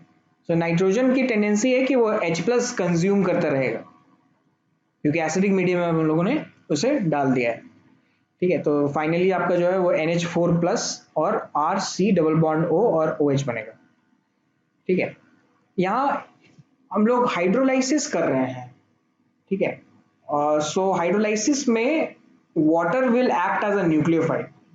ठीक है, this thing is an important thing that we should know और वी शुड ऑलवेज रिमेंबर कि जब भी हम लोग हाइड्रोलाइसिस करते हैं तो उसमें वाटर का जो बिहेवियर है वो सॉल्वेंट तो है ही, लेकिन साथ में न्यूक्लियोफाइल भी है, जिस तरीके से SN1 में होता है। SN1 मैकेनिज्म, SN1 मैकेनिज्म में आपने जब इफेक्ट ऑफ सॉल्वेंट पढ़ा होगा तो उसमें ये लिखा होगा कि अगर आपका न्यूक्लियोफाइल सॉल्वेंट है, ठीक है, जैसे H2O है या फिर CH3OH है, तो इनके प्रेजेंस में अगर रिएक्शन कराते थे तो ये SN1 मैकेनिज्म जाता था। सिमिलर टू दैट यहाँ पे वाटर जो है वो न्यूक्लियोफाइल की तरह बिहेव कर रहा है।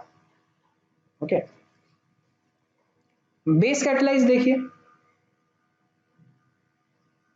अच्छा, एक बार मैकेनिज्म देख लो आप खुद से, खुद की नजरों से देखो क्या चल रहा है।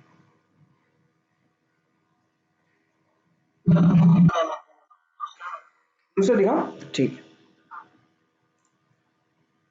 हाँ, ये आ गया आपका बेस कैटेलाइज्ड।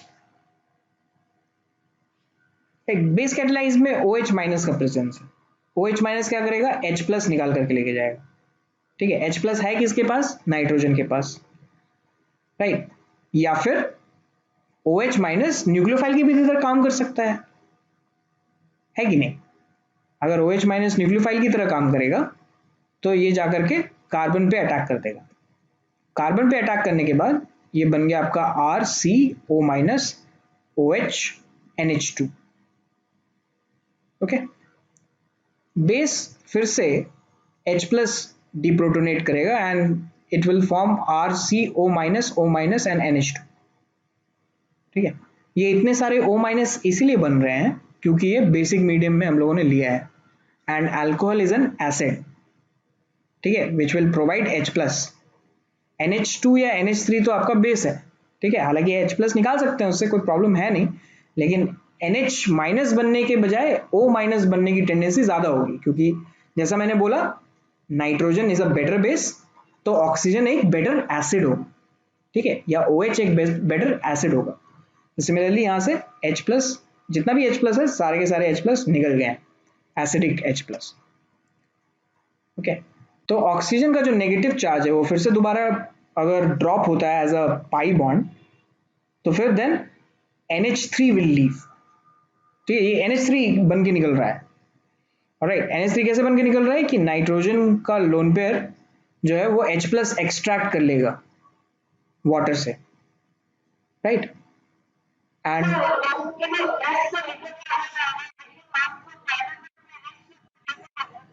नहीं, गलत लिखा हुआ है, गलत लिखा हुआ है, OH होना चाहिए, O माइनस होना चाहिए as a matter of fact.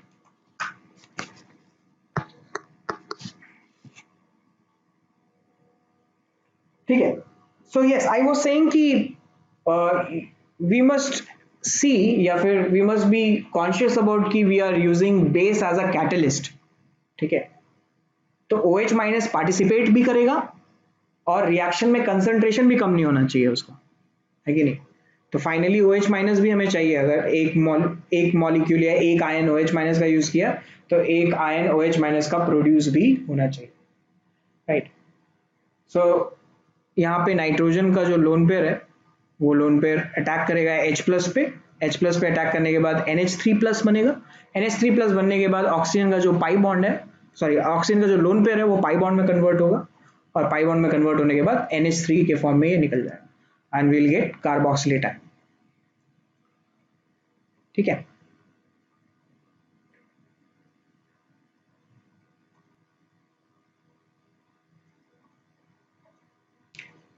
चलो आगे बढ़ते हैं। मैकेनिज्म हो गया। Next method of preparation is of dehydration. ठीक है, नॉर्मली नाइट्राइल्स जो है, नाइट्राइल या फिर नाइट्राइल्स जो है वो प्रोड्यूस होता है इसमें। डिहाइड्रेशन के लिए हम लोग यूज करते हैं P4O10 या फिर एसिडिक अनहाइड्राइड। ठीक है, तो P4O10 या फिर एसिडिक अनहाइड्राइड से H2O जो है वो निकल जाएगा, तो ये गायब। तो बचा क्या, बचा आपका RC ट्रिपल बॉन्ड N। ठीक है, और H2O रिलीज हो गया। H2O रिलीज होने के बाद जो P4O10 है वो कन्वर्ट हो जाएगा H3PO4 में। वाटर वाटर से रिएक्ट करेगा ना, वाटर निकलेगा तो। और या फिर एसिडिक अनहाइड्राइड हम लोग ले रहे हैं तो वो फिर जाकर के एसिडिक एसिड देगा, which is CH3COH। ओके,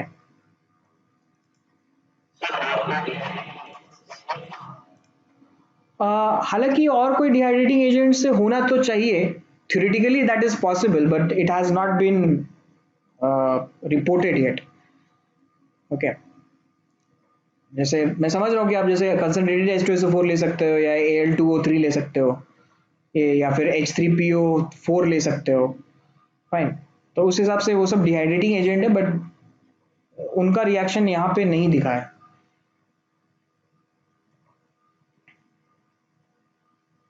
और एक चीज़ और है कि वो सारे के सारे जो हम लोग डिहाइड्रेटिंग एजेंट ले रहे हैं, जैसे concentrated H2SO4, they are strong dehydrating agent, right. हमें यहाँ पे जो है थोड़ा माइल्ड डिहाइड्रेटिंग एजेंट चाहिए, जैसे एसिटिक एनहाइड्राइड या फिर P4O10।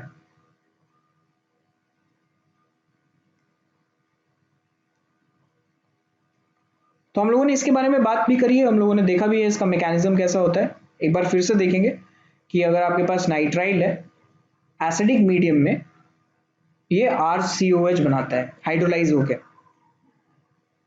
और बेसिक मीडियम में ये RCO माइनस बनाएगा, ठीक है ना। मैकेनिज्म देखिए, एसिडिक मैकेनिज्म,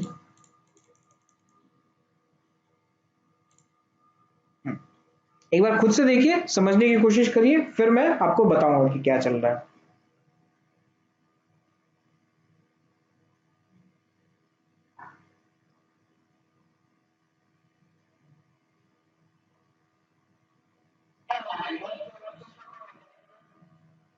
नहीं, उसका तो डिहाइड्रेशन, इसमें डिहाइड्रेशन ही हो रहा है, बस H2O ही निकाल सकते हैं हम लोग, और कोई मैकेनिज्म तो है नहीं।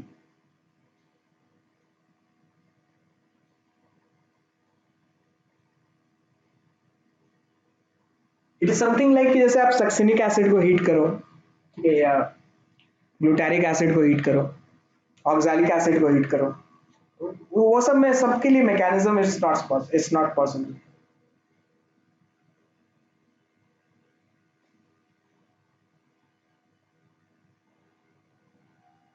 और बढ़िया भी है हम लोगों के लिए, ज्यादा मैकेनिज्म होगा तो ज्यादा याद रखना पड़ेगा ना मैकेनिज्म। डायरेक्टली बस लिखना है कि भाई H2O निकालो और आंसर निकालो, आ जाएगा। H2O निकालने के बाद या CO2 निकालो, आंसर आ जाएगा।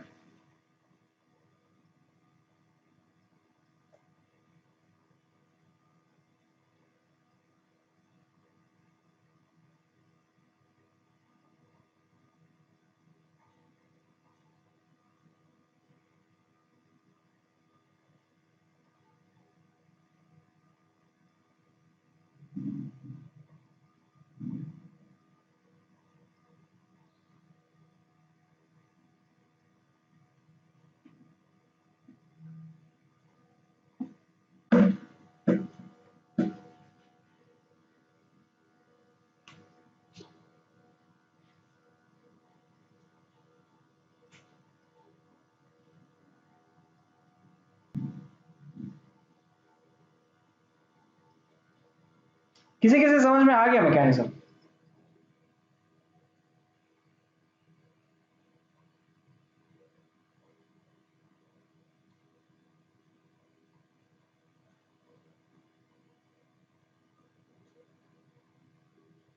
किसी को भी नहीं आया?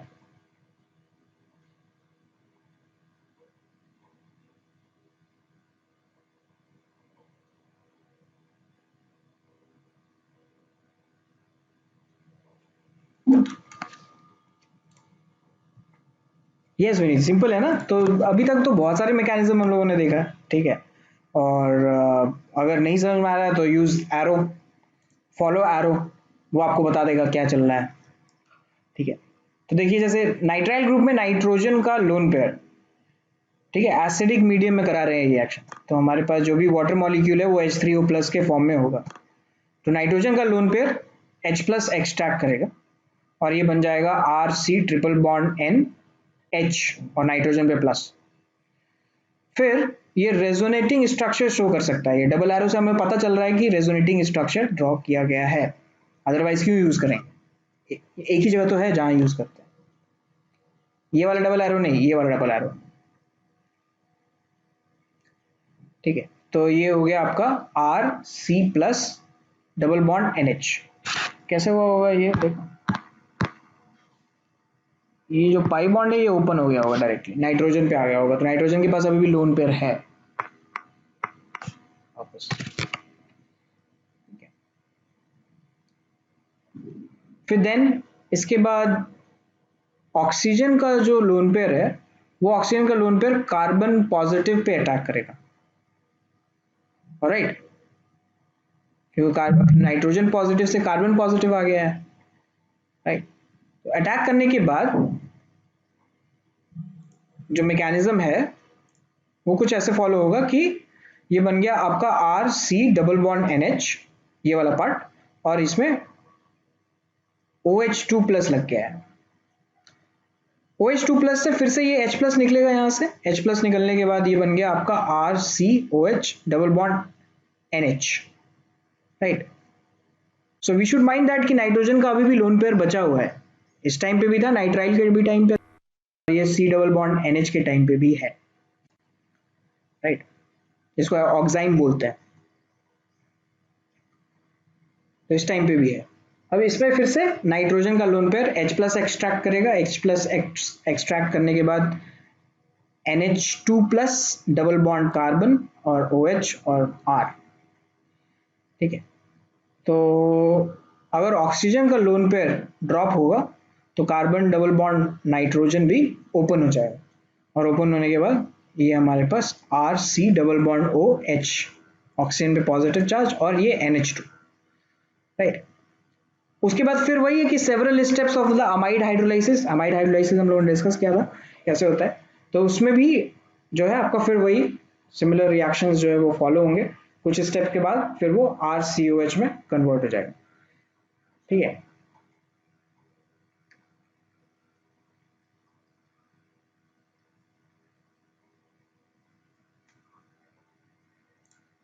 नेक्स्ट देखो, नेक्स्ट में हम लोग देख रहे हैं बेसिक हाइड्रोलाइसिस या बेस कैटेलाइज्ड हाइड्रोलाइसिस।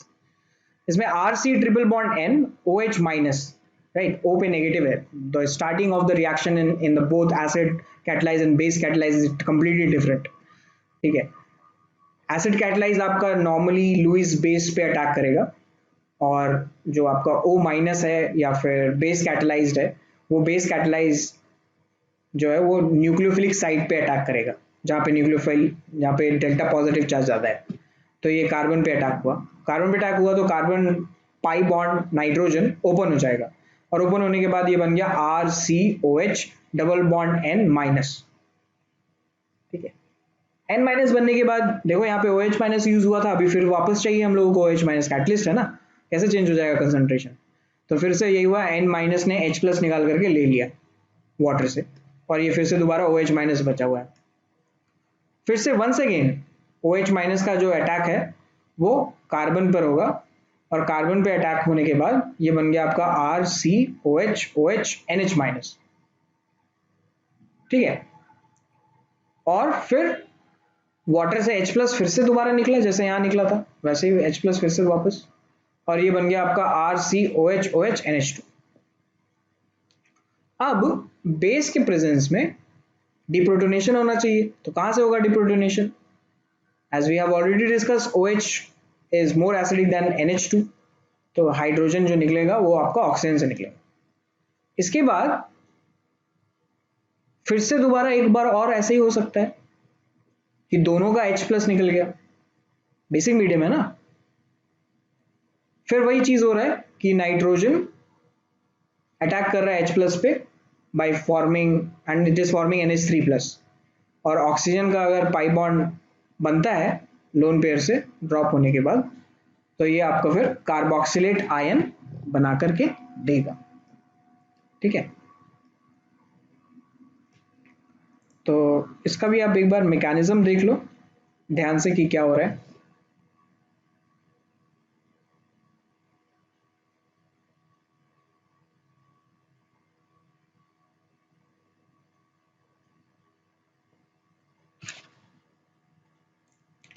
चलो आई गेस कि अब तक देख लिया होगा आप लोगों ने, कोई डाउट है तो बताइए।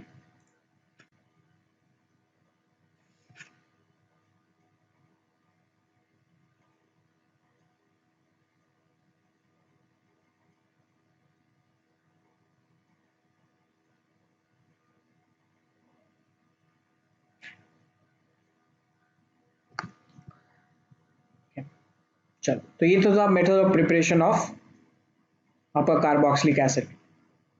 या फिर chemical reaction of amides. Next देख रहे हैं हम डेरिवेटिव ऑफ कार्बोनिक एसिड। ये कार्बोनिक एसिड है, C double bond oxygen, OH और OH, ठीक है।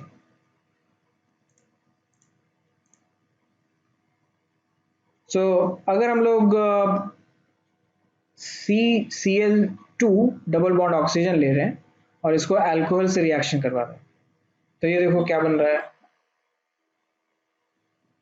ये ऑक्सीजन का लोन पेयर अटैक करेगा कार्बोनिल ग्रुप पे and chlorine will leave. So since we are using 2 moles, ये दोनों तरफ लग जाएगा, इधर भी लग जाएगा और इधर भी लग जाएगा, ठीक है ना। सिमिलरली अगर मान लो कि हम लोगों ने एक इक्विवेलेंट लिया तो फिर क्या करेंगे, जैसे सेकेंड वाले में किया है। देखो अगर हम लोगों ने एक इक्विवेलेंट लिया तो किसी एक ही जगह पर जाकर के रिएक्शन हो सकता है, दोनों क्लोरीन तो नहीं हट सकता, because we have not taken the reagent in excess amount. Okay, so if we want to replace all the chlorines, we need to use excess alcohol or at least double of that of the moles of the carbonic acid. So बात ये है कि अगर ROH हम लोगों ने लिया है 1 इक्विवेलेंट, तो ये RO माइनस या फिर वो ऑक्सीजन का जो लोन पेयर है, उस लोन पेयर से जो है वो रिएक्शन इनिशिएट होगा, ठीक है। फिर भी यही वहां पे ऐसा ही है, कार्बन पे अटैक और chlorine will leave, so will get RC double bond OCl। Then अगर हम लोग इसमें NH3 का रिएक्शन कराते हैं, ठीक है, तो NH3 के रिएक्शन कराने पे क्या होगा कि NH2 रिप्लेस कर देगा Cl को, है ना, और रिप्लेस करने के बाद हमारे पास यूरिया फॉर्म हो जाएगा। This is urea, NH2C double bond O NH2।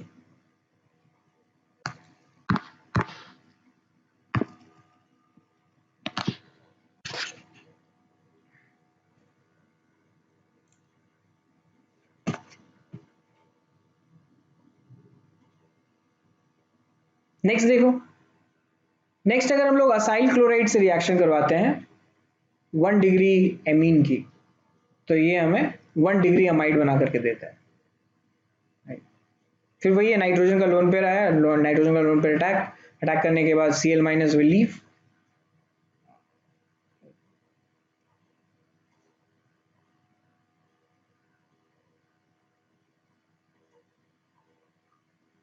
फिर ये रिएक्शन देखिए, जैसे C6H5CH2O C double bond O Cl ले रहे हैं हम लोग, ठीक है। तो this is not exactly acyl chloride, but rather this is Easter chloride,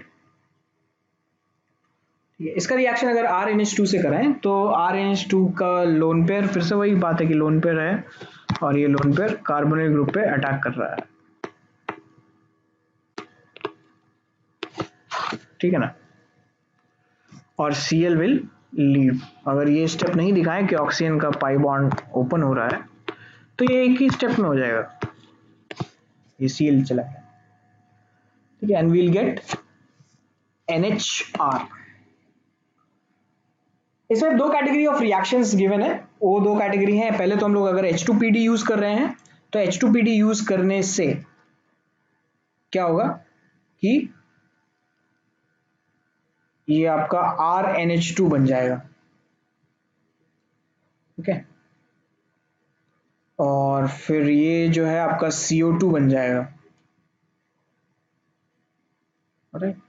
और ये फिर आपका बन जाएगा C6H5CH2 CH3, ठीक है। ये अलग चला गया, C6H5CH3 बन के, CO2 अलग चला गया और RNH2 अलग से बन गया।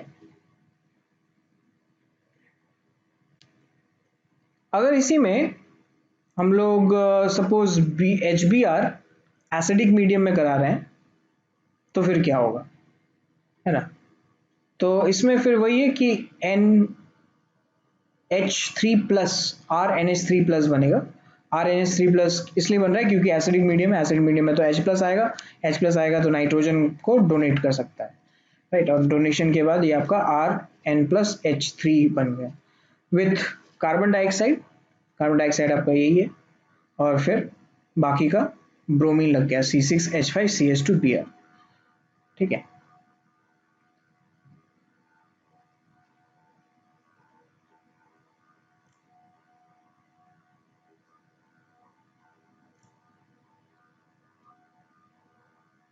देख लो मैकेनिज्म अच्छे से, फिर then will come back to solving questions.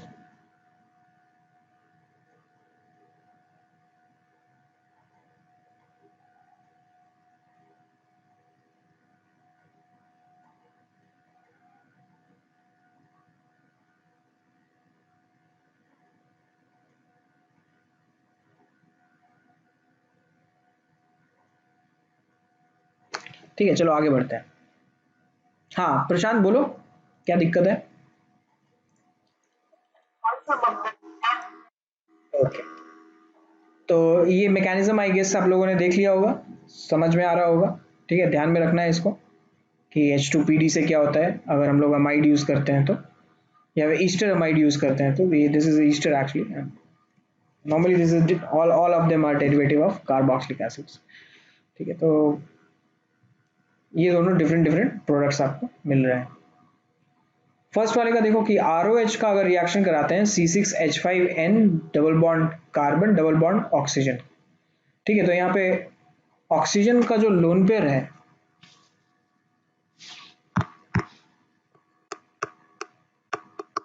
वो जब अटैक करेगा तो फिर क्या बनेगा? हर रिएक्शन में यही कर रहे हैं ना हम लोग तो जो बेस मिल रहा है या जो एटम में लोन पेयर मिल रहा है उससे अटैक करवा दे रहा है कार्बोनिल ग्रुप में C डबल बॉन्ड ऑक्सीजन में।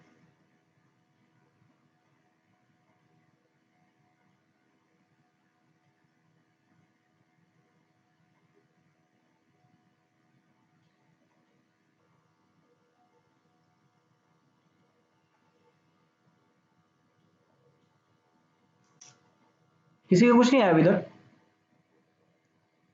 बनाओ बनाओ जल्दी बनाओ, ये दो क्वेश्चन करते हैं फिर बाकी के क्वेश्चन होमवर्क दे देंगे, बट ये दो क्वेश्चन पहले कर लो। अटैक कराओ जल्दी जल्दी, अटैक कराओ ऑक्सीजन के लोन पेयर पे।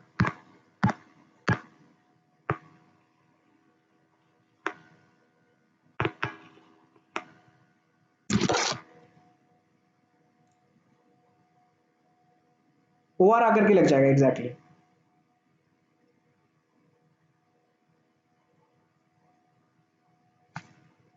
तो प्रोडक्ट बनना चाहिए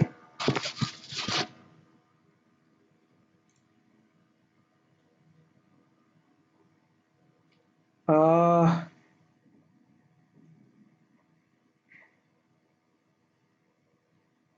नहीं, एन वाला बॉन्ड जो है वो नहीं टूटेगा, आई डोंट थिंक सो वो टूटना चाहिए। ऊपर ऐसा कहीं एग्जांपल है? नहीं है, लेकिन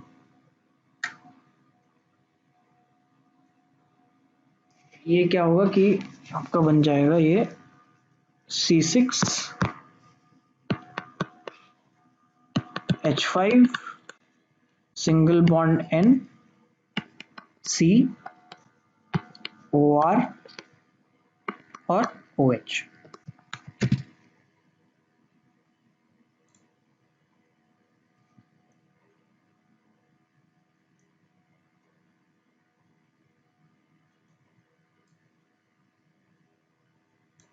तो यहाँ डबल बॉन्ड भी था ना एक, ये।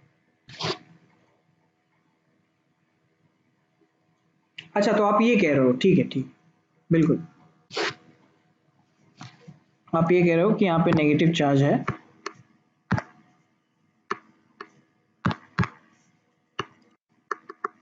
आप कह रहे हो कि नेगेटिव चार्ज अगर यहाँ ड्रॉप करवाते हैं तो ये बॉन्ड ओपन हो जाएगा, और ओपन होने के बाद ये बन गया C6H5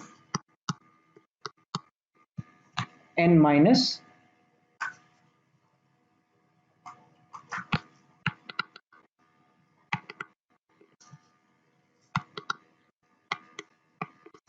C double bond O OR। और इस नेगेटिव पे एक हाइड्रोजन आ जाएगा।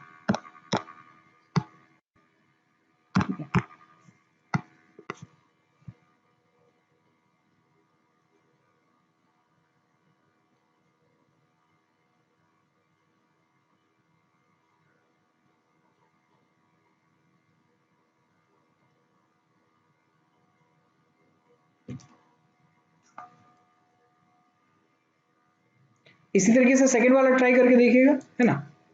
इसमें भी वही होगा कि ऑक्सीजन जो है, ऑक्सीजन अटैक करेगा कार्बन डबल बॉन्ड ऑक्सीजन पे, और कार्बन डबल बॉन्ड ऑक्सीजन पे अटैक करने के बाद ये जो है carbon double bond oxygen open हो जाएगा, ओपन नेगेटिव आ जाएगा, ओपन नेगेटिव फिर से ड्रॉप होगा, नाइट्रोजन पे आ जाएगा, नाइट्रोजन पे आने के बाद फिर हाइड्रोजन इस पे लग जाएगा। तो they are nothing but they are tautomers of one another, ठीक है।